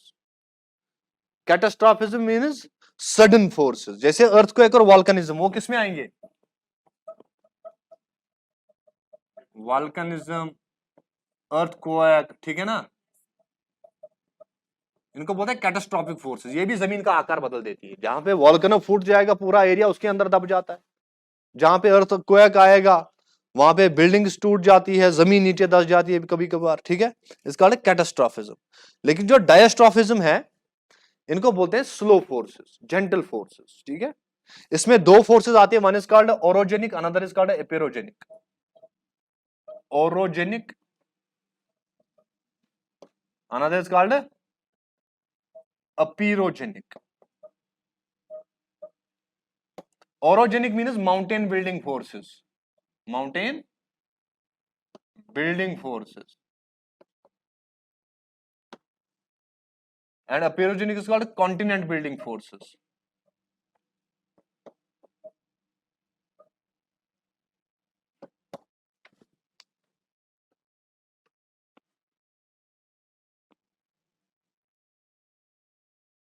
ठीक है, तो ये जो फोर्सेस है ना, ये वाले जो टेंजेंशियली लगते हैं अर्थ पे, ये प्लेट्स जब इंटरैक्ट करते हैं या कन्वर्ज करते हैं या डाइवर्ज करते हैं, तो ये जो टेंजेंशियल फोर्सेस है इनको बोलते हैं orogenic forces, mountain building.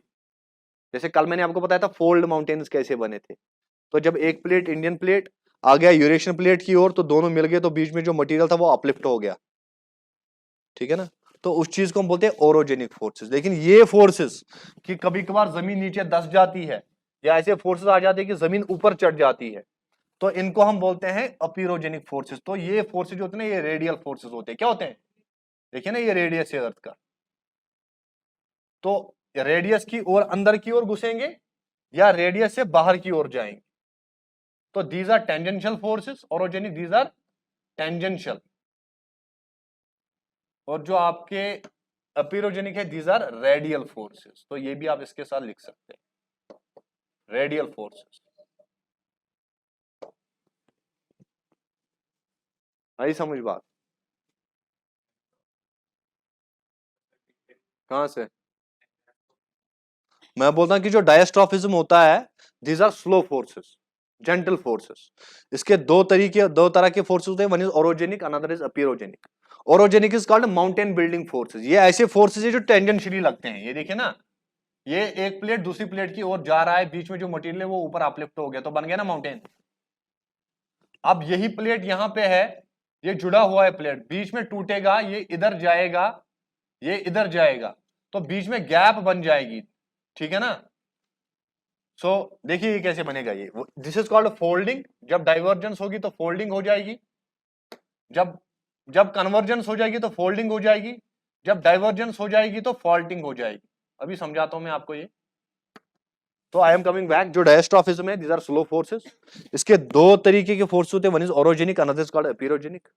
Orogenic जो होते हैं इनको बोलते हैं माउंटेन बिल्डिंग फोर्सेस, जिस तरह हमारे प्लेट्स इंटरैक्ट करते हैं, ठीक है।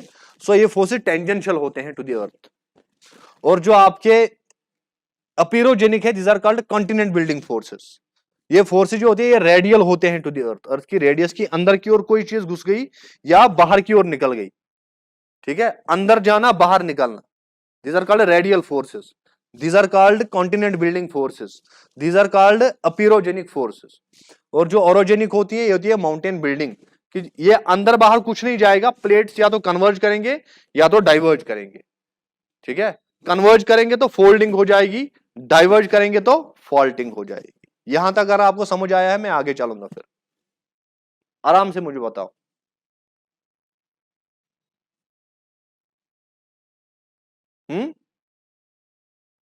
आई एम रिपीटिंग, जो जियोमॉर्फिक प्रोसेसेस होती है, ऐसी प्रोसेस होती है जो अर्थ की कॉन्फ़िगरेशन को चेंज करती है। तो दो तरह के फोर्सेस हो सकते हैं, या तो अर्थ के अंदर से जनरेट होंगे या अर्थ को बाहर से लगेंगे। अंदर से आएंगे तो एंडोजेनेटिक, बाहर से आएंगे तो एक्सोजेनेटिक, ठीक है। एक्सोजेनेटिक का मैंने आपको बता दिया कि किस तरह पानी की वजह से, एयर की वजह से जमीन का आकार बदल जाता है, ठीक है। ये जो एंडोजेनेटिक होते हैं, ये इसमें दो तरह के फोर्सेस होते हैं, one is called diastrophism, another is called catastrophism. जो डायस्ट्रॉफिज्म है इसके अंदर दो फोर्सेस होते हैं, orogenic and epeirogenic. Orogeny means mountain building, epeirogeny means continent building. तो ओरोजेनी में क्या और एपिरोजेनी में क्या फर्क है कि ओरोजेनिक फोर्सेस टेंजेंशियली लगते हैं to the earth, like plates जैसे मूव करते हैं, कन्वर्ज करते हैं, डाइवर्ज करते हैं। लेकिन ये क्या होते हैं आपके एपिरोजेनिक, इसमें टेंजेंशियली फोर्स नहीं लगते, कन्वर्जन डाइवर्जेंस नहीं, या तो ऊपर जाओ या तो नीचे दस जाओ। तो ये रेडियल फोर्सेस होते हैं, अर्थ की रेडियस की ओर लगते हैं, ठीक है। Am I clear? हाँ। और दूसरा होता है इसके अंदर डायस्ट्रॉफिज्म के साथ, डायस्ट्रॉफिज्म अगर स्लो फोर्सेस है तो सडन फोर्सेस भी तो होंगी, जैसे वॉल्केनिक अचानक से फूट जाता है, जैसे अर्थक्वेक अचानक से आ जाता है, ठीक है। तो देख लीजिए आप, जो आपकी ओरोजेनी और अपिरोजेनी है, मैं आपको रिपीट करता हूं ये चीजें। ये आपका एक प्लेट है, ये आपका दूसरा प्लेट है, ये जो है ये अर्थ के प्लेट्स हैं, ठीक है, ऐसे मान लीजिए अर्थ के प्लेट्स हैं। तो ये दो प्लेट्स जो अगर आपस में कन्वर्ज हो जाएंगे तो बीच में जो मटेरियल होगा वो क्या हो जाएगा, वो फोल्ड हो जाएगा। बताया था ना मैंने कल आपको, ब्रेड के दो टोस्ट बटर डाल दो, बीच में प्रेस करो, ऊपर से बटर निकल के आएगी। तो बटर यहां से निकल के आ गई, चढ़ गया, ऐसा बन गया ना माउंटेन। लेकिन फोर्सेस क्या है, अंदर जा रहे हैं या बाहर जा रहे हैं? नहीं सर, ऐसा कुछ नहीं है, ये टेंजेंशियली जा रहे हैं। जैसे इस सर्कल को आप, ये पॉइंट है ना, इस पॉइंट पे ऐसे टेंजेंट डाल दो और यहां से भी एक टेंजेंट डाल दो, तो क्या बनेगा, ये उस तरफ जा रहा है, ये इस तरफ जा रहा है। So these are tangential forces, epeirogenic. समझ आई बात आपको? अब जो ओरोज, तो this is folding, pure folding. जो बीच में मटेरियल है वो फोल्ड होता है, जो बीच में मटेरियल है वो फोल्ड हो जाता है, ठीक है। अब क्या होगा, अब मैंने सेकंड फोर्स आपको बताया, रेडियल फोर्स। ये अर्थ की रेडियस है, या तो अंदर की ओर लगेगा या तो बाहर की ओर जाएगा, सही बात है, ऐसे बताया ना मैंने, ठीक है। अगर बाहर की ओर लगेगा तो प्लेट्यूज बनते हैं, लाइक दिस योर अर्थ, ये कोई पॉइंट है, इस पे जब अंदर से इसको बाहर की ओर फोर्स लगेगा तो ये ऊपर चढ़ जाएगा, ऐसे ऊपर चढ़ जाएगा। तो इसी तरह पानी से भी निकला था हमारे कॉन्टिनेंट्स बाहर। जब मैंने आपको sea floor material spreading theory पढ़ाई, मैंने बताया था कैसे वो मटेरियल बाहर आया था, फिर धीरे धीरे कर करके वो एक्युमुलेट हो गया। जैसे मैंने बताया झारखंड, छोटा Nagpur plateau of the land जो पानी से बाहर आ गया, तो इसी तरह बाहर आया था। लेकिन ये भी तो हो सकता है कि ये अंदर नीचे ही धंस जाए, फोर्स ऐसे भी लग सकता है टुवर्ड्स रेडियस, तो ये अंदर नीचे धंस जाता है, इसको बोलते हैं फॉल्टिंग। क्या बोलते हैं? फॉल्टिंग। मैं समझाता हूं, लाइक दिस योर लैंड का एक पीस है, ठीक है, यहां पे इसको एक फॉल्ट डेवलप हो गया, ये स्ट्रक्चर जो है कुछ ऐसा बन गया।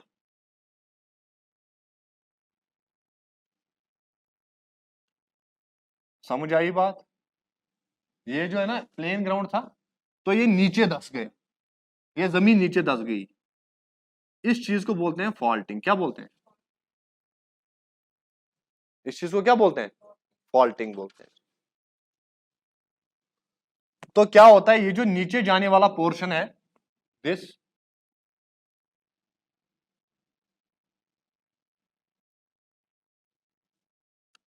ये आ गया समझ आपको?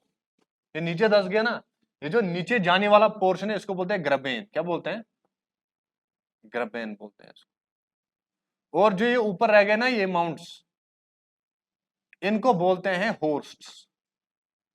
क्या बोलते हैं? होर्स्ट्स बोलते हैं।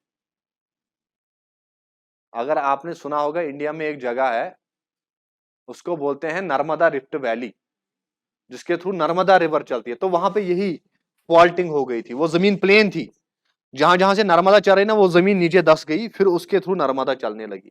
तो उसके साइड साइड से जो है वो माउंटेन्स हैं सर। तो ये जो ऊपर होर्स्ट्स रह रहे हैं ना, ये माउंटेन्स है असल। फिर धीरे धीरे जब पानी आता है, बारिश होती है, हवा चलती है, इनकी जो सरफेस है ये ऐसे होते हैं ना, ये सरफेस जो है ये ऐसे ना प्लेन हो जाती है, घिस जाती है। तो अल्टीमेटली ऐसी कुछ शेप पकड़ती है जिसको हम ऐसे लगता है कि ये माउंटेन्स है। तो सर कोई माउंटेन ये बाहर की ओर बनने वाला माउंटेन नहीं है, इसके आसपास जो जमीन थी वो नीचे धंस गई बीच में, जिसकी वजह से ये माउंट्स दो रह गए हवा ऊपर जमीन। ये चीज को समझने की कोशिश करो। आई एम रिपीटिंग कि मैं अभी वो ओरोजेनी और एपेरोजेनी बता रहा हूं आपको। प्लेट टेक्टोनिक्स आपको समझ आया है कि कैसे कॉन्टिनेंट्स आपस में, ये प्लेट्स आपस में इंटरैक्ट करते हैं। तो वो फोर्सेज जो है उनको बोलते हैं हम अपीरोजेनिक फोर्स, सॉरी ओरोजेनिक फोर्सेस। क्या बोलते हैं? Orogenic forces. लेकिन जो अपीरोजेनिक फोर्सेस होती हैं, इसकी वजह से होती है, वो होती है फॉल्टिंग। ये फॉल्टिंग अगर आपको अभी भी समझ नहीं आ रही है, मैं बता रहा हूं कि ये लैंड का एक ऐसा पीस है जो प्लेन था, लेकिन बीच में इसके आसपास जो जमीन थी ना वो नीचे धंस गई। ये देखो ना, नीचे चली गई है। तो एक टाइम पे ये पूरी नीचे चली जाएगी, ये ऐसा लगेगा कि यहाँ पे एक खाली जगह है, ऐसे लगेगा आपको कि ये बीच में अब खाली रह चुका है। तो जब रेनफॉल होता है या हवा चलती है, उसकी वजह से इसकी सरफेस जो है ना थोड़ी सी क्या हो जाती है, थोड़ी फिनिशिंग इसमें आ जाती है। तो ये कुछ ऐसा स्ट्रक्चर पकड़ लेता है। तो दूर से लगेगा आपको कि दो माउंटेन्स हैं, और होते भी माउंटेन्स है, लेकिन असल में ये माउंटेन बने नहीं है, उनके बीच में जो लैंड थी ना वो निकल गई है। इस चीज को बोलते हैं फॉल्टिंग। तो ये बहुत इंपॉर्टेंट कॉन्सेप्ट है, फोल्डिंग एंड फॉल्टिंग। ठीक है, फोल्डिंग होती है प्लेट इंटरैक्शन की वजह से, फॉल्टिंग जो होती है वो टेंजेंशियल फोर्स है, लेकिन जो फॉल्टिंग है ये एक रेडियल फोर्स है, जहां पे जमीन बीच में नीचे धंस जाती है, साइड साइड से दो, मतलब अपलैंड्स दो रहते हैं। वो धीरे धीरे करके जब बारिश आती है, हवा आती है, ये थोड़ी गोल जैसी शेप पकड़ती है, हमें दूर से फिर ये माउंटेन्स लगते हैं। ठीक है, और इस वाले ऊपर वाले जो पोर्शन है इनको बोलते हैं होर्स्ट्स, ये जो नीचे धंस गए इसको बोलते हैं ग्रबे। तो ये आपको फोल्डिंग और फॉल्टिंग का भी आज पता चल गया। ठीक है, अभी तक जो मैंने डिस्कस किया सुबह से, अगर इसमें कोई डाउट है यू कैन आस्क। हाँ, कहीं पे भी अगर आप प्रॉब्लम है, कॉपी अपनी देख लो, अगर कहीं पे भी आपको कुछ प्रॉब्लम आ रही है।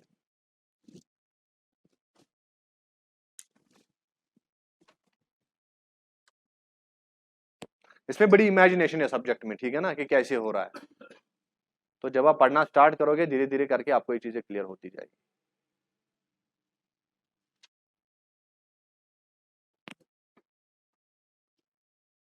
सो अर्थक्वेक,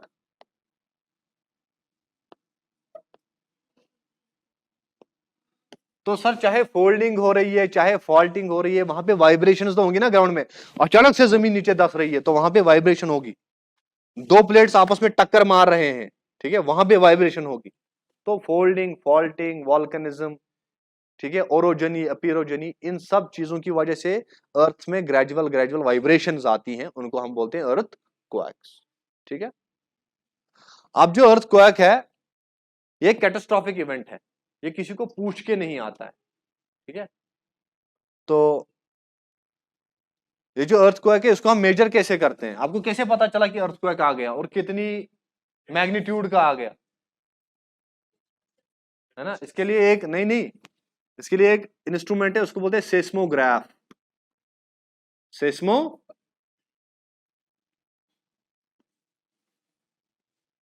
ये सेस्मोग्राफ कैसे काम करता है, अगर आपने वो पेपर की स्ट्रिप देखी होगी, जैसे हम बिलिंग जो कराते हैं ना, बिलिंग जो करते हैं, जब वो पेपर निकल के आता है वहां से, देखा है ना आपने, फिर कट करके आपको रसीद दे देते हैं, ठीक है। तो आप मान लीजिए वही रोल चलता रहता है, कंटिन्यूअसली वही रोल चलता रहता है, ऐसे एक कागज की स्ट्रिप घूमती रहती है, ठीक है। इस पे रखा जाता है एक पेन, ऐसे करके, मतलब ये स्ट्रिप कागज की जो है ये जा रही है नीचे, यहां पे इसको पेन रखा है ऐसे, तो इसके जो जो ऐसे ये आपने यहाँ पे पेन रखा है, तो ये नीचे से स्ट्रिप चल रही है। अब नीचे से मैं स्ट्रिप को नहीं चला सकता हूं, मैं पेन को ही चलाऊंगा, ठीक है। तो असल में चल रही है नीचे से स्ट्रिप, तो उस पर क्या लाइन आएगी, ऐसी स्ट्रेट लाइन आती रहती है आपकी हर किसी उस पेपर रोल पे जो आगे चल रही है। पेपर रोल घूम रही है, ऐसे लगता है कि कन्वेयर बेल्ट है, ठीक है। उस पर क्या रखे आपने, पेन, तो चल क्या रही है, पेपर की स्ट्रिप, पेन नहीं चलता है। तो अगर ये इसको टच करके जाती है तो उस पर एक लाइन बनती है, तो ये लाइन स्ट्रेट ऐसी ही निकलती रहती है। हाँ, नहीं नहीं, उस पर तो आती है ना वो वेव्स, आप समझिए कि अभी इस पे प्लेन आ रहा है, ठीक है। तो यहां पे ये पेन रखा है, ये पेन जो होता है ये ऐसे स्टैंड पे ग्राउंड पे होता है। अगर अर्थक्वेक आ गया तो इस स्टैंड की क्या हो जाएगी सर, शेकिंग हो जाएगी। तो असल में ये जो पेन है ऐसे, अगर अर्थक्वेक आ गया तो इस पेन की क्या हो जाएगी, शेकिंग हो जाएगी। अगर शेकिंग हो जाती है ना, तो उस प्लेन लाइन के बदले अब कैसा स्ट्रक्चर आता है इस पे, ऐसे ग्राफिकल स्ट्रक्चर आता है, ऐसा लगता है वेव स्ट्रक्चर आता है, ठीक है ना। तो कितनी बड़ी लाइन आ रही है आर पार, इसका मतलब है उतना ज्यादा हिल चुका है आपका सेस्मोग्राफ, मतलब उतना ज्यादा बड़ा अर्थक्वेक आ चुका है। समझ आ रही है बात कैसे काम करता है। So it works on the principle of inertia, इसको बोलते हैं सेस्मोग्राफ। कुछ नहीं होता, एक पेन इसके साथ मार्कर अटैच होता है, नीचे पेपर की रील चलती रहती है, तो उस पर प्लेन लाइन आती है तब तक जब तक ये स्टैंड यानी ये सेस्मोग्राफ स्टैटिक है, इनर्शिया में है। जो ही इसमें थोड़ी खलबली मच गई, इसकी शेकिंग हो जाएगी और वो शेकिंग रिफ्लेक्ट हो जाएगी आपके पेपर पे, ठीक है। तो इसका जो जैसे कि ये है, ऐसे कंटिन्यूअसली चल रही है लाइन, जो ही अर्थक्वेक आ गया ये ऐसे ऐसे मूव करना स्टार्ट करेगी, ठीक है। इस तरह से इसका स्ट्रक्चर बनता है। तो डिपेंड करता है कि कितना स्लो जा रहा है कितना तेज जा रहा है, इस पे इस तरह की ग्राफ बनती है। तो सबसे पहली जो वेव्स आती हैं उनको बोलते हैं पी वेव्स, क्योंकि वो आर पार हो जाती हैं, सबसे ज्यादा शेकिंग वही करते हैं। उसके बाद आती हैं एस वेव, फिर उसके बाद दिखाता है, ये तो होगी आपकी बॉडी वेव्स। फिर जब ये ऊपर सरफेस तक आता है फिर और ज्यादा शेकिंग हो जाती है, फिर आती है आपकी love waves and Rayleigh waves. इस तरह हम इन अर्थक्वेक वेव्स को डिटेक्ट करते हैं, उन सेस्मिक वेव्स को जो हम अभी तक पढ़ रहे हैं। समझ आई बात, क्या आप कैसे बोलोगे सर पी वेव आ चुकी है, एस वेव आ चुकी है, ठीक है ना। तो वो स्ट्रक्चर देख के कि कितनी ज्यादा वाइब्रेशंस हो रही है उसके हिसाब से ये चलता रहता है, ठीक है। तो जितनी ज्यादा शेकिंग, उसका मतलब है उतना स्ट्रॉन्ग अर्थक्वेक। अर्थक्वेक के स्ट्रेंथ को बोलते हैं मैग्नीट्यूड। क्या बोलते हैं, कि कितना फोर्सफुल आपका शेकिंग है, उसको बोलते हैं इस अर्थक्वेक का उतना ज्यादा मैग्नीट्यूड था। समझ आई बात। ये मैग्नीट्यूड जो है इसको हम मेजर करते हैं रिक्टर स्केल पे। कौन सी स्केल है इसके लिए, रिक्टर स्केल क्या मेजर करती है अर्थक्वेक का, मैग्नीट्यूड। ये होती, इसका रेंज होता है 0 टू, आगे इसका कोई लिमिट नहीं है, कुछ भी हो सकती है, कितनी भी शेकिंग हो सकती है। अभी तक जो सबसे हाईएस्ट वैल्यू आ चुका है वो कुछ 10.5 के आसपास है अप्रोक्सीमेटली। 10.5 रिक्टर का के मैग्नीट्यूड का आज तक अर्थक्वेक आया था, सबसे बड़ा आपके इंडोनेशिया में। तो ये 11 भी जा सकता है, जितनी बड़ी शेकिंग हो जाएगी, इसका कोई अपर लिमिट, तो रिक्टर स्केल का सर कोई अपर लिमिट नहीं है, ठीक है। तो यूजुअली जो 7, 8, 9 के आसपास होते हैं ना, उनको माना जाता है हाई हाई मैग्नीट्यूड, बड़े खतरनाक अर्थक्वेक माना जाता है उसका, जिसका वैल्यू 9 निकल के आ जाएगा। ये तो हो गया मैग्नीट्यूड कितना फोर्सफुल है। आप मान लीजिए अर्थक्वेक आ गया, आप मान लीजिए फॉर एग्जांपल राजस्थान के डेजर्ट में, और वही अर्थक्वेक आ गया अहमदाबाद की सिटी में, आप मान लीजिए नुकसान कहां पे ज्यादा होगा? सिटी में, है ना? तो कितना नुकसान हो गया, यानी कितना इंपैक्ट आ गया ह्यूमन लाइव्स पे, ह्यूमन प्रॉपर्टी पे, उसको बोलते हैं इंटेंसिटी ऑफ अर्थक्वेक। क्या बोलते हैं? इसको मेजर करते हैं हम मर्केली स्केल। कौन सी स्केल है? तो दो स्केलें हैं, दो अलग अलग चीजें मेजर करते हैं। इसका वैल्यू होता है 1 to 12, यानी इसका अपर लिमिट है। आप मान लीजिए अर्थक्वेक आ गया, अब इस अर्थक्वेक कितना भी खतरनाक अर्थक्वेक आएगा, थार में आएगा, थार डेजर्ट में, तो क्या ही नुकसान होगा? वहां तो कोई रहता ही नहीं है। अब वही अर्थक्वेक किसी सिटी में आ गया तो ह्यूमन लाइव्स, ह्यूमन प्रॉपर्टी को बहुत इंपैक्ट पड़ता है। तो कितना इंपैक्ट पड़ा है ह्यूमन लाइव्स पे because of that earthquake, that's called intensity of earthquake. इसको मेजर करते हैं मर्केली स्केल पे, जिसका वैल्यू होता है 1 to,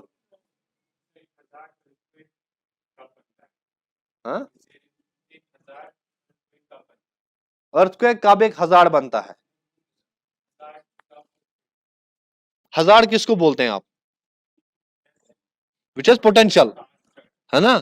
तो वो डिपेंड करेगा आपके किस रीजन में आ रहा है। मैं वही तो समझा रहा हूं कि अगर सिटी में आ गया, अगर ह्यूमन हैबिटेशन के आसपास आएगा तो नुकसान हो जाएगा, तो कितना रिस्क रहेगा। अगर पहाड़ों में आ गया, किसी राजस्थान में आ गया, तो वहां पे तो कम इंपैक्ट आएगा ना।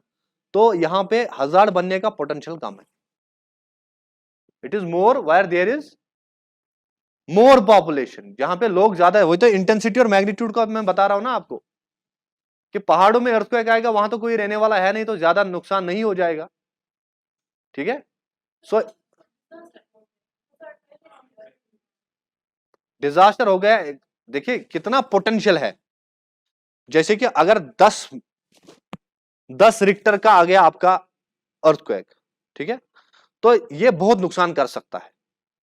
ठीक है, लेकिन एक्चुअली इसने कितना नुकसान किया उसको बोलते हैं डिजास्टर। वही है ना? सो पोटेंशियल कितना है और एग्जैक्ट कितना किया, मैं वही बोल रहा हूं। कितनी इसमें हिम्मत थी, कितनी ताकत थी अर्थक्वेक में, दैट इज मैग्नीट्यूड। कितना इसने डैमेज किया, दैट इज इंटेंसिटी। अगर 10.5 रिक्टर का भी आ रहा है, लेकिन आ रहा है पहाड़ों में, रेगिस्तान में, तो उसकी इंटेंसिटी कम होगी। अगर 2 ही रिक्टर मैग्नीट्यूड का आ रहा है, लेकिन आ रहा है सिटी में, तो उसकी इंटेंसिटी ज्यादा होगी। मैं वही तो बोल रहा ना, intensity is from human perspective, कि इंसानों पे कितना इंपैक्ट हुआ, कब ये हजार डिजास्टर में कन्वर्ट हो गया। तो पोटेंशियल तो था कि बहुत ही हाई लेवल का था ये, लेकिन नुकसान कुछ नहीं कर पाया क्योंकि पहाड़ों में आया था, तो इसकी इंटेंसिटी कम होगी। तो दो पर्सपेक्टिव से देखना, इसमें स्ट्रेंथ कितनी थी और नुकसान कितना किया। स्ट्रेंथ को बोलते हैं मैग्नीट्यूड, नुकसान कितना किया इसको बोलते हैं इंटेंसिटी। ठीक है, इसमें कोई डाउट है? सो सेस्मोग्राफ, ओके, ये मैंने आपको समझा दिया कि कैसे चलता है ये। ठीक है, इसका जो वर्किंग प्रिंसिपल है दैट इज इनर्शिया। अगर रेस्ट में है तो फिर इसमें ज्यादा वेरिएशन नहीं आएगी, जितनी शेकिंग हो जाएगी उतनी इसमें वेरिएशन आएगी।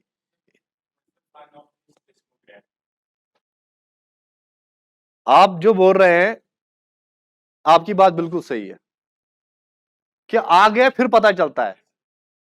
ठीक है ना, लेकिन कम से कम ये तो पता चला ना कितना स्ट्रॉन्ग था।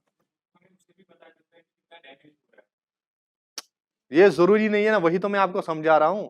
मैं बताऊं 2 मैग्नीट्यूड का हो सकता है लेकिन बहुत डैमेज कर सकता है, 100 मैग्नीट्यूड का हो सकता है लेकिन कुछ भी डैमेज नहीं कर सकता। ये आपको देखना है कि आ कहां रहा है, where the focus is, where the epicentre is. तो ये आप बोलते हैं, जो आपने दूसरी स्टेटमेंट बोली व्हाट इज द फन, वो है कि जब इसकी पोस्टमार्टम एनालिसिस हम करते हैं कि भूकंप तो आ चुका है, अब क्या फायदा है मेजर करके। आप बोलते हैं गोली तो चली है, लोग तो मार चुके हैं, अब गिर रहे हैं कि गोलियां कितनी है। ये ना ना ना, no no no prediction, no prediction, it is catastrophic है ना। इसकी कोई वो डिलीवरी डेट नहीं होती है कि कब आने वाला है आपका अर्थक्वेक। ठीक है ना, लेकिन इसके पहले एक सिस्टम आता है, उसको बोलते हैं अर्ली वार्निंग सिस्टम।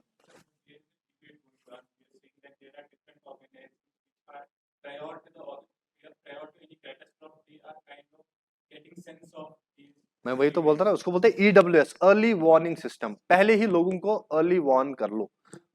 वो सुनामी में हो सकता है कि सुनामी बीच समंदर में आ गया, वेव्स आ रहे हैं, तो उनको 10 मिनट लगते हैं कोस्ट तक आते आते।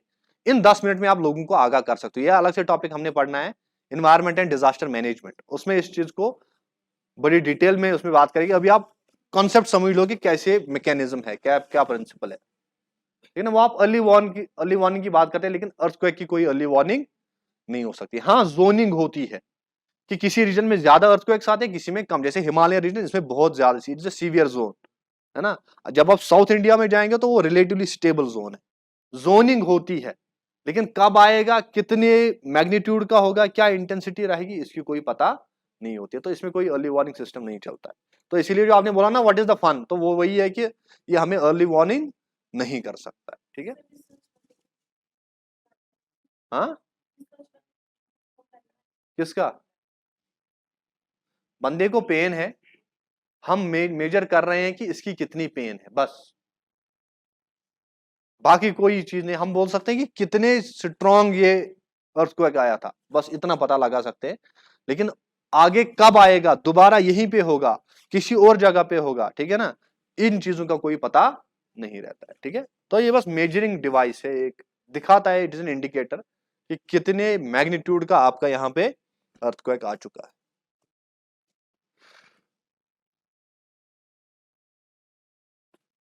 ठीक है।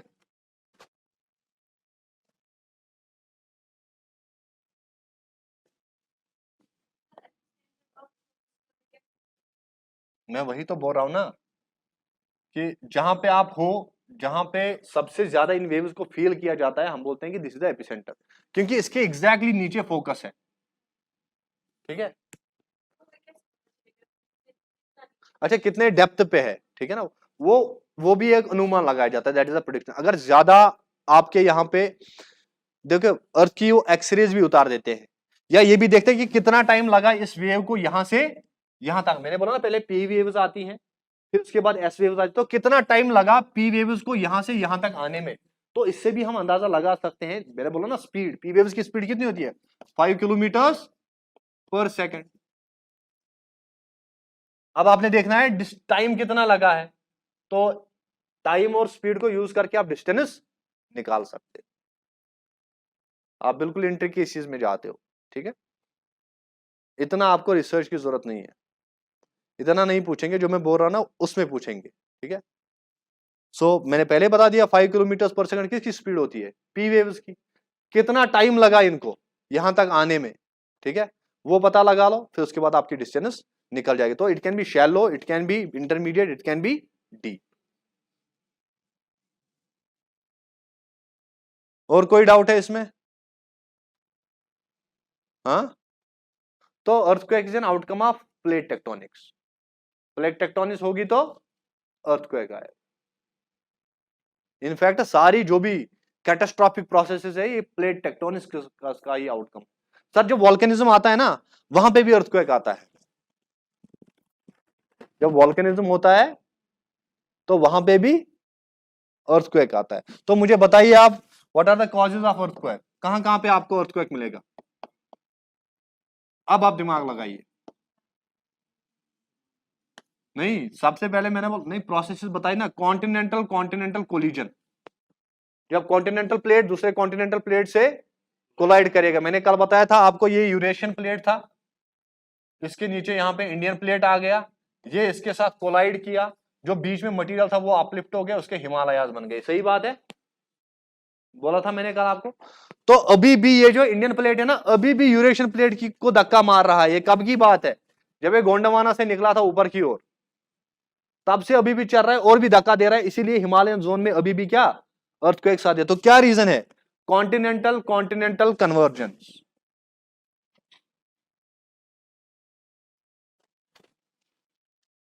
ओशनिक ओशनिक कन्वर्जेंस, जहां पे ओशन प्लेट किस प्लेट के साथ कन्वर्ज हो जाएगा, एक ओशनिक प्लेट दूसरे ओशनिक प्लेट के साथ कन्वर्ज होता था। कल देखा था हमने, आइलैंड आर्क बनते थे, आइलैंड आर्क बनते थे। जापान, मैंने बोला आइलैंड आर्क है, आपने ये भी सुना होगा जापान में सबसे ज्यादा अर्थक्वेक्स आते हैं। सही बात है।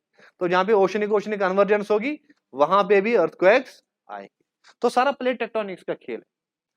जहां पे आपका ओशनिक कॉन्टिनेंटल कन्वर्जेंस होगा, जैसे मैंने कहा आपको पैसिफिक प्लेट बोला था और नॉर्थ अमेरिकन प्लेट बोला था, ठीक है, जिसकी वजह से रॉकीज बने थे, रॉकी माउंटेन्स, हाँ, और नीचे एंडीज बने थे साउथ अमेरिका में, है ना, वो भी तो प्लेट की कन्वर्जेंस थी, ओशनिक कॉन्टिनेंटल प्लेट की कन्वर्जेंस थी। तो वहां पे भी भूकंप आएगा, जहां पे फॉल्टिंग होगी, यानी जहां पे डाइवर्जेंस होगी इन चीजों की, both convergence as well as divergence, जहां पे डाइवर्जेंस होगी वहां पे भी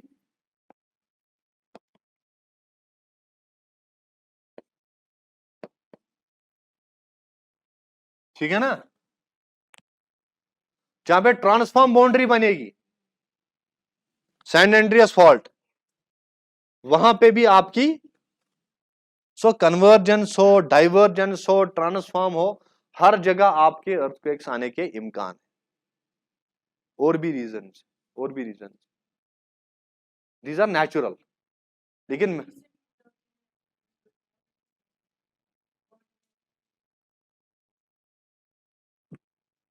वही आपको देखना है वहां पे कौन सा प्लेट फॉल करता है।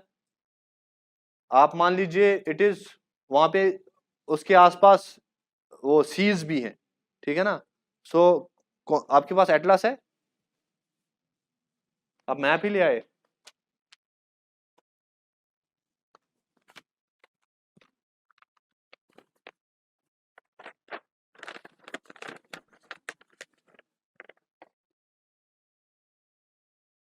एल्ब्रूज माउंटेन्स, ये है ना आपका तुर्की अंकारा, ठीक है, देखिए क्या है, जो ये आपका अफ्रीका है ना, अफ्रीका, ये जो आपका मेडिटेरेनियन सी दिख रहा है ना, ये Mediterranean sea, this is the remnant of Tethys सी।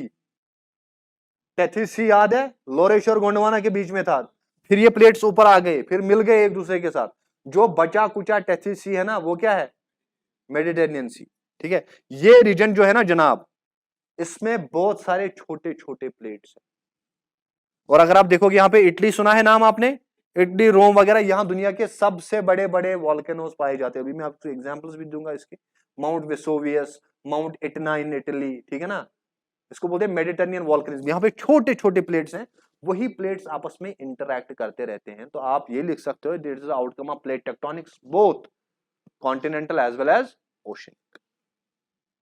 इसको बोलते हैं ये मेडिटेरेनियन वॉल्केनिज्म, क्या बोलते हैं, तो वहां पे फ्रीक्वेंट इंटरैक्शन होती रहती है। तो यहाँ पे छोटे छोटे प्लेट्स हैं, ठीक है, अफ्रीकन प्लेट नीचे से धक्का दे रहा है उन छोटे छोटे प्लेट्स को, वहां पे फ्रीक्वेंट उनमें इंटरैक्शन होती रहती है छोटी छोटी प्लेट्स में, जिसकी वजह से ये रीजन भी बहुत प्रोन है to the earthquakes and even to the volcanism. Earthquakes ही नहीं, वॉल्केनिज्म, जैसे हिमालयाज में आएगा तो क्या आएगा, अर्थक्वेक आता है ना, परसों अफगानिस्तान में भी आया था उससे पहले। तो ये इस रीजन में जब भी आपको यहाँ पे अर्थक्वेक दिखेगा, that is because of continental continental convergence. जहां पे कॉन्टिनेंटल कॉन्टिनेंटल कन्वर्जेंस होगी वहां पे सिर्फ अर्थक्वेक्स आएंगे, कोई वॉल्केनिज्म, क्योंकि दोनों कॉन्टिनेंटल प्लेट्स है ना, कोई नीचे धस नहीं रहा है, जब तक नीचे धसेगा नहीं, मेंटल तक जाएगा नहीं, वहां पे मेल्ट नहीं होगा, तो मटेरियल कहां से वापस आएगा, कल मैं समझा रहा था आपको ये सब चीजें, ठीक है ना। तो आप ये लीजिए, so that's an outcome of Mediterranean volcanism बोलते हैं इसको, ठीक है, frequent interaction between different places. इसके बावजूद भी बहुत रीजन है अर्थक्वेक के, जैसे एंथ्रोपोजेनिक रीजन, इंसान से बनाए हुए, न्यूक्लियर टेस्टिंग, जहां पे न्यूक्लियर टेस्टिंग होगी वहां पे क्या होगा, अर्थक्वेक होगा। रोज ही वो किम जोंग फेंकता रहता है ऊपर से, 5 रिक्टर मैग्नीट्यूड का आया था last time earthquake because of that nuclear weapon detonation, ठीक है ना। अनदर जिसको हम बोलते हैं डैम इंड्यूस्ड या रिजर्वायर इंड्यूस्ड सेस्मिसिटी, क्या बोलते हैं, रिजर्वायर इंड्यूस्ड सेस्मिसिटी, डैम की वजह से, जब डैम बनाते हैं ना तो पानी को बंद करते हैं। आप मान लीजिए कुछ 10 स्क्वायर किलोमीटर एरिया में पानी ही पानी है, उस पानी का कितना वेट पड़ेगा नीचे जमीन पे, अपने एक ही जगह इतना पानी बंद कर दिया तो वेट पड़ता है ना नीचे, तो उसकी वेट की वजह से कभी कभार वहां जमीन नीचे धस जाती है, उसकी वजह से भी अर्थक्वेक्स आते हैं। एक रिवर है आपके महाराष्ट्र में, उसको बोलते हैं कोयना रिवर, कोयना, ठीक है। तो वहां पे अर्थक्वेक आया। क्या आया? जो हमारा इंडियन प्लेट है ना, ये वाला रीजन, हिमालयाज को छोड़ दो, ये नीचे वाला रीजन जो है हिमालयाज के नीचे, इसको बोलते हैं शील्ड। क्या बोलते हैं? या इनको क्रैटॉन भी बोलते हैं। क्या बोलते हैं? क्रैटॉन। ये जो क्रैटॉन होते हैं ना, ये प्लेट्स जो होते हैं ना, प्लेट्स अंदर से प्लेट्स बड़े स्टेबल होते हैं।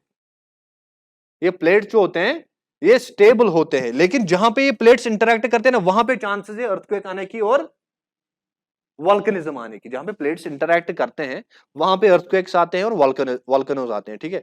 लेकिन ये जो प्लेट्स खुद होते हैं ये बड़े स्टेबल होते हैं, इनमें कोई वॉल्केनिक एक्टिविटी नहीं होती, इनमें कोई अर्थक्वेक नहीं आता है। लेकिन यहां पे इंडिया में महाराष्ट्र के आसपास यहां पे अर्थक्वेक आया। इसने ज्योग्राफर्स को परेशान कर दिया कि यार ये तो शील्ड रीजन है, ये तो बाउंड्री थोड़ी है, बाउंड्री पे आएगा। जहां पे बाउंड्री होगी ना, चाहे कन्वर्जेंट हो, डाइवर्जेंट हो, ट्रांसफॉर्म हो, बाउंड्री पे वॉल्केनोज और अर्थक्वेक्स आएंगे, लेकिन बीच शील्ड में नहीं आएंगे। लेकिन आ गया महाराष्ट्र में तो सारे परेशान किया, ऐसा कैसे हुआ? सो ब्लास्ट में ये पता चला कि वहां पे कोयना डैम बनी थी। वो डैम का पानी जब एक जगह जमा हो गया, उसने प्रेशर नीचे एक्सर्ट किया, जिसकी वजह से जमीन नीचे धंस गई।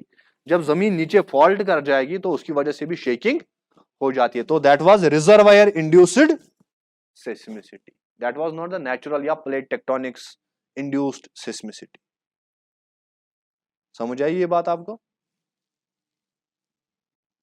सो nuclear testing, reservoir induced seismicity, या जब लैंडस्लाइड्स हो जाते हैं, रॉक फॉल हो जाता है, ठीक है ना, आ जाते हैं ना जो एजेंट्स ऑफ वेदरिंग है, एजेंट्स ऑफ इरोजन है, जब ये मटेरियल को ऊपर से नीचे लेके आते हैं तो उसकी वजह से भी शेकिंग हो सकती है। कोई बड़ा पहाड़ नीचे गिर गया, कोलैप्स कर गया, जैसे ये देखा ना आपने जम्मू कश्मीर नेशनल हाईवे कि इसमें पहले उन्होंने ब्लास्टिंग की थी वो रॉक्स को तोड़ने के लिए। अब वो जो है पहाड़ ऐसे ना थोड़ा खुल गए, लूज हो गए, तो थोड़ी सी हवा चलती है, थोड़ी सी बारिश आती है, वो पूरा का पूरा कोलैप्स कर जाता है। तो उसको बोलते हैं मैकेनिकल अर्थक्वेक। क्या बोलते हैं उसको? Mechanical. Forces of weathering, force of erosion की वजह से अगर इंड्यूस हो गया आपके अर्थक्वेक्स, उनको बोलते हैं मैकेनिकल अर्थक्वेक्स। तो डिफरेंट रीजंस है, plate tectonics, human induced reasons, ठीक है ना। प्लेट टेक्टोनिक्स जो है वो नेचुरल रीजन है, तो उसको भी आप यहाँ पे एक्सप्लेन कर सकते, ठीक है। अब आता है इसमें volcanism, that is very important.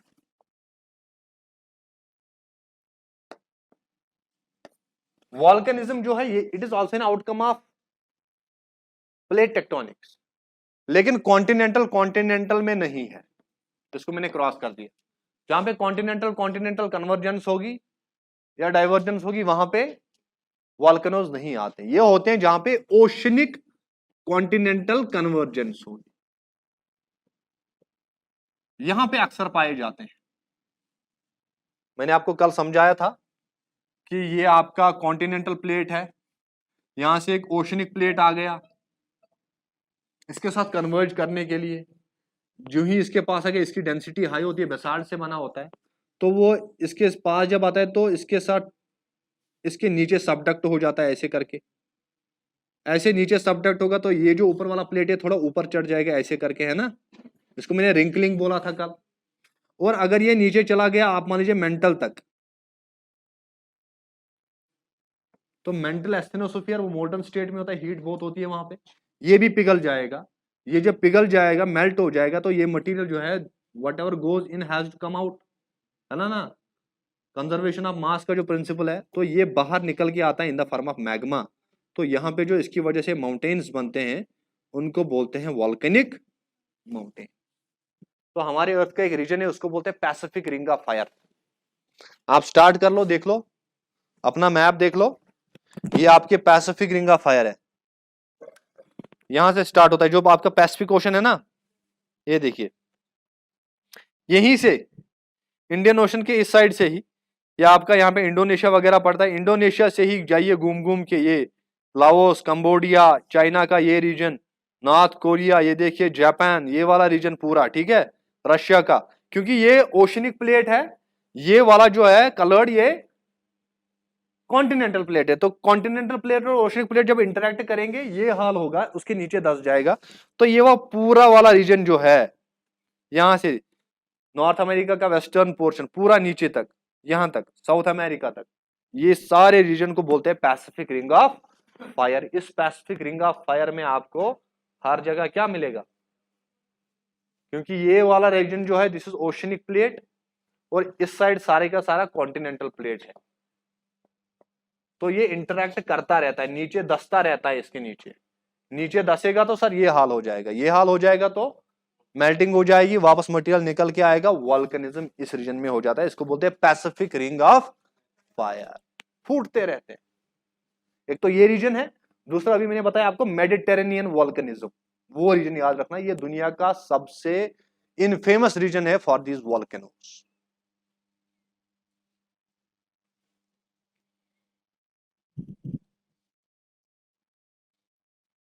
ठीक है ना।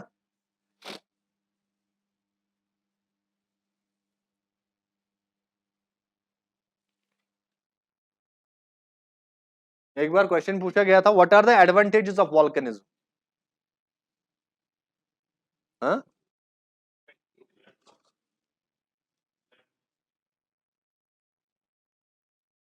वॉल्केनिज्म से, हाँ वही माउंटेन्स वगैरह बनेंगे तो उनके क्या फायदे हैं, है ना। मिनरल्स निकलते, जब मैग्मा बाहर आता है तो अपने साथ मिनरल्स लाता है, कुछ रेयर मिनरल्स वो मिल सकते हैं हमें। Exactly exactly।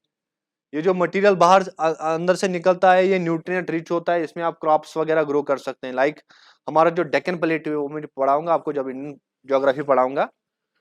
Deccan plateau black soil that is very famous for sugarcane cultivation and cotton cultivation, ठीक है ना। और जब वॉल्केनो फूटता है, अभी तो मैं मैकेनिज्म समझा रहा हूं, अब तो मुझे वॉल्केनो का स्ट्रक्चर भी बनाना है, कैसे फूटता है जब ये, हाँ है ना, ब्लैक सॉइल जो है which is very famous for cotton cultivation, तो यहीं से निकल के आती है। ये जो मैग्मा बाहर आता है, मैग्मा जब बाहर आएगा, मैग्मा मोल्टन होता है, बाहर आएगा, सेट हो जाएगा, कूल डाउन हो जाएगा, फिर उसको लावा बोलते हैं, फिर बनता है लावा प्लेट्यू। लाइक डेक्कन, जो हमारा डेक्कन प्लेट्यू है, इंडिया का जो प्लेट्यू है ना, मेनलैंड इंडिया, ये वाला रीजन सारे का सारा ये वाला, उसको बोलते हैं डेक्कन प्लेट्यू। ब्लैक सॉइल है यहाँ पे, फेमस फॉर कॉटन कल्टीवेशन, ठीक है। तो जब वॉल्केनो फूटता है ना तो इसके साथ बहुत सारे गैसेस निकल के आते हैं, बहुत सारे कंपाउंड्स निकल के आते हैं, तो ये जब ऊपर जाते हैं इनको बोलते हैं एरोसॉल्स, नाम सुना है, एरोसॉल्स निकल के आते हैं। तो ये एरोसॉल्स जो है ऊपर, आप मान लीजिए पूरे सूरज को ढक देते हैं, जिसकी वजह से नीचे जमीन पे कूलिंग हो जाती है, सूरज की रोशनी को ही बंद कर देते हैं हमारी तरफ आने के लिए, ठीक है ना। मतलब डायरेक्ट इंसिडेंट लाइट नहीं पड़ती, जिसकी वजह से उस रीजन में, पूरे रीजन में कूलिंग जैसी हो जाती है। ऐसा लगता है कि ऊपर जब धुआं ऊपर जाता है ना, धुआं, अगर आपने कोई बहुत बड़ा बॉनफायर जलाया, बहुत बड़ा आग जलाया, धुआं जब ऊपर जाता है ना तो धुआं ऐसे जाता है कि उस धुएं के बीच में से सनलाइट पेनिट्रेट नहीं कर पाती, तो नीचे आपको लगेगा उस एरिया में जैसे शेडो पड़ चुका है, साया पड़ चुका है इन एरोसॉल्स का, क्योंकि ये लाइट को अपने थ्रू डायरेक्टली पास नहीं होने देते, ट्रांसल्यूसेंट सॉर्ट ऑफ होते हैं, ओपेक सॉर्ट ऑफ होते हैं, तो जिसकी वजह से नीचे कूलिंग हो जाती है, ठीक है ना। मैं बोलता हूं, हाँ मैं बोलता हूं, जो गैसेस वहां से निकलते हैं ना वो फैल जाते हैं तकरीबन 1 स्क्वायर किलोमीटर एरिया में। तो जो क्लोज होगा बिल्कुल वॉल्केनो के पास, वहां तो हीट होगी अच्छी खासी, लेकिन जो सराउंडिंग रीजन है, आप लीजिए यहाँ पे जो वॉल्केनो अगर फूटेगा ना तो पूरे श्रीनगर सिटी को ऊपर धुएं से भर देगा। वॉल्केनो तो यहाँ है, जो नौगाम के आसपास होंगे उनको गर्मी लगेगी, लेकिन जो कमरवारी साइड है उनको कूल फील हो जाएगा, बिकॉज ऑफ दैट शेडो जो ऊपर से बनती है, ठीक है ना। तो इस तरह वॉल्केनोज होते हैं, ठीक है। ये वॉल्केनो, ये जो होता है इसको बोलते हैं कंड्यूइट, मेन कंड्यूइट, मेन पाइप जो होती है इसको बोलते हैं डाइक, क्या बोलते हैं, डाइक बोलते हैं इसको, ये मेन डाइक होती है। कभी कभार इस डाइक से और छोटी डाइक्स निकलती हैं इस तरफ, इनको बोलते हैं पैरासिटिक डाइक्स, है ना। यहाँ एक नए से नया छोटा सा एक वॉल्केनो बनेगा, इनको बोलते हैं पैरासिटिक कोन्स, क्या बोलते हैं, पैरासिटिक, पैरासिटिक कोन्स हो गए जो मेन डाइक से दूसरी डाइक निकलेगी सर, ठीक है। तो जो इस तरफ ऐसी निकलती है ना, अभी मैं पढ़ाऊंगा आपको, ये जो ये वाला स्ट्रक्चर होता है, ये भी एक तरह की डाइट्स होती हैं, तो इनसे बनते हैं पैरासिटिक डाइट्स, ठीक है। ये ऊपर वाला रीजन जो होता है ये बहुत बड़ा, इसको बोलते हैं क्रेटर। क्या बोलते हैं? ये जो यहाँ पे मेन ओपनिंग है जिसके थ्रू मैग्मा निकल रहा है, इसको बोलते हैं वेंट। क्या बोलते हैं?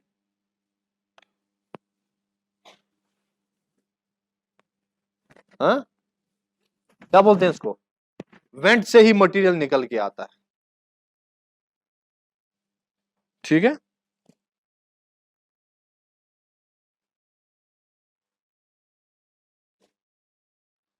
ये जब वॉल्केनिज्म होता है सर, इससे क्या होता है? इससे लैंड फॉर्म्स बनते हैं। क्या बनते हैं? लैंड फॉर्म्स बनते हैं। माउंटेन्स बनेंगे, प्लेट्यूज बनेंगे, लावा प्लेन्स बनेंगे। ठीक है ना, उनको बोलते हैं फ्लड प्लेन्स। फ्लड प्लेन्स और लावा फ्लड प्लेन्स। ठीक है ना, लावा प्लेन। तो बहुत सारे लैंड फॉर्म्स बनते हैं।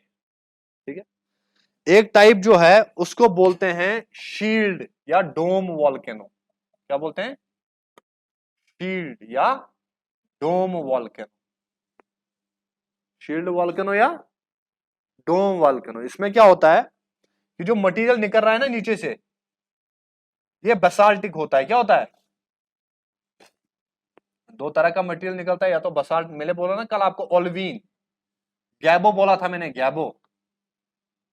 ओल्वीन जब मेल्ट हो जाता तो बनता बसाल्ट। बसाल्ट जो है मेल्ट हो जाएगा, बनेगा एंडीसाइट या ग्रेनाइट। और दूसरा सॉर्ट होता है जिसको बोलते हैं एंडीसाइट, एंडीसिटिक। यानी अर्थ से जो मैग्मा निकलेगा ना सर, वो भी दो तरह का होता है, या तो बसाल्टिक निकलेगा या तो मैग्मा निकलेगा। अर्थ के अंदर जो रॉक्स हैं, आप मान लीजिए वो दूध है, दूध को हीट अप करोगे तो ऊपर मलाई जम जाएगी, तो ओलिवीन इज द दूध, बसाल्ट इज द मलाई। मलाई को चर्न करोगे, हीट करोगे तो वहां से बटर निकलेगी, बटर को हीट करोगे, चर्न करोगे तो घी निकलेगा। वो भी बताया था ना मैंने कल आपको। सो ओलिवीन को हीट करो, ओलिवीन मान लीजिए मिल्क, इसको हीट करोगे तो मलाई निकलेगी, मलाई मतलब बसाल्ट।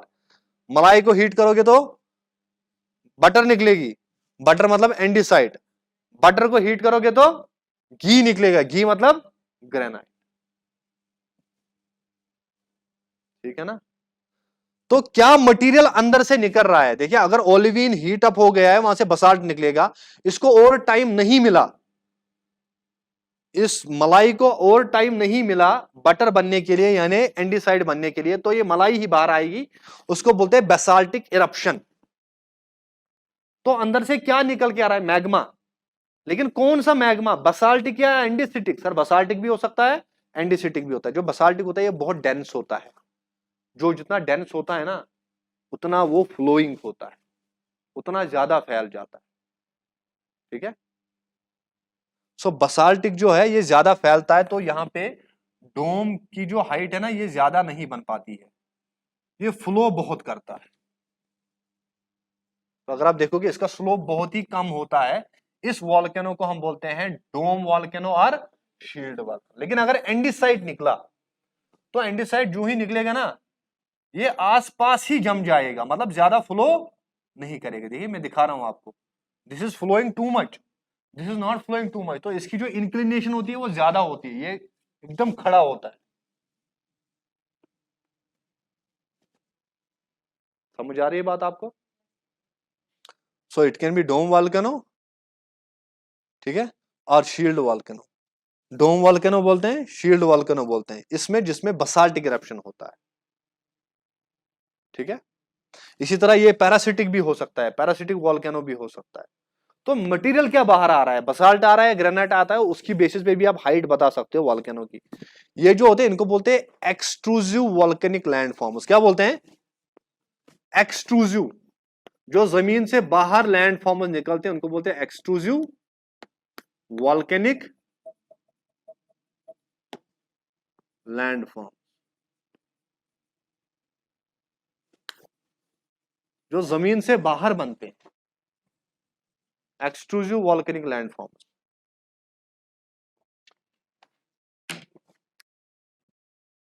Extrusive volcanic landforms. तो कौन है एक्सट्रूसिव वॉल्केनिक लैंडफॉर्म? पैरासिटिक हो सकता है, शील्ड हो सकता है, और हाँ जी, कौन कौन है?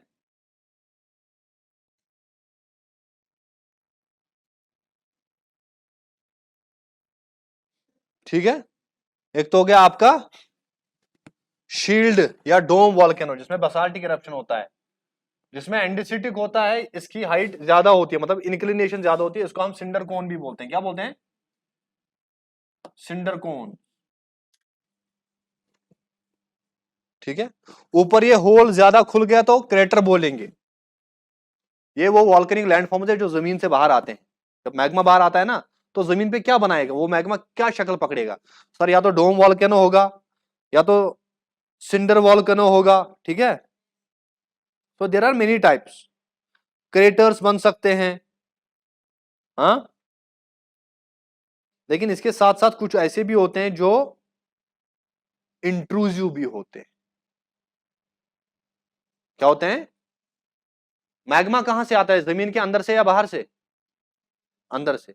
अगर ये बाहर आ गया, निकल गया और बाहर सेट हो गया, तो जो शक्लें पकड़ेगा उनको बोलते हैं एक्सट्रूसिव वॉल्केनिक लैंडफॉर्म, जैसे शील्ड वॉल्केनो या डोम वॉल्केनो, जैसे सिंडर कोन्स, जैसे पैरासिटिक कोन्स। ठीक है, जैसे लावा लावा डोम्स, ऐसे कर करके डिफरेंट नाम आते हैं। लेकिन कभी कभार जब ये मैग्मा अंदर से बाहर आना चाहता है, ये जमीन के अंदर ही ठंडा होता है, उसको बोलते हैं इंट्रूसिव वॉल्केनिक लैंडफॉर्म। तो कैसे बनते हैं वॉल्केनिक लैंडफॉर्म्स? वॉल्केनो से जो मैग्मा आता है उसके ठंडे होने से।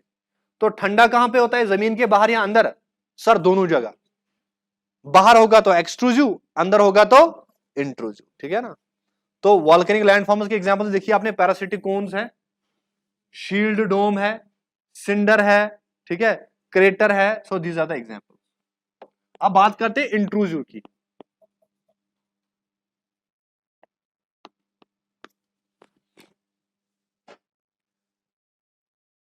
ये जमीन के ऊपर, वो जमीन के नीचे।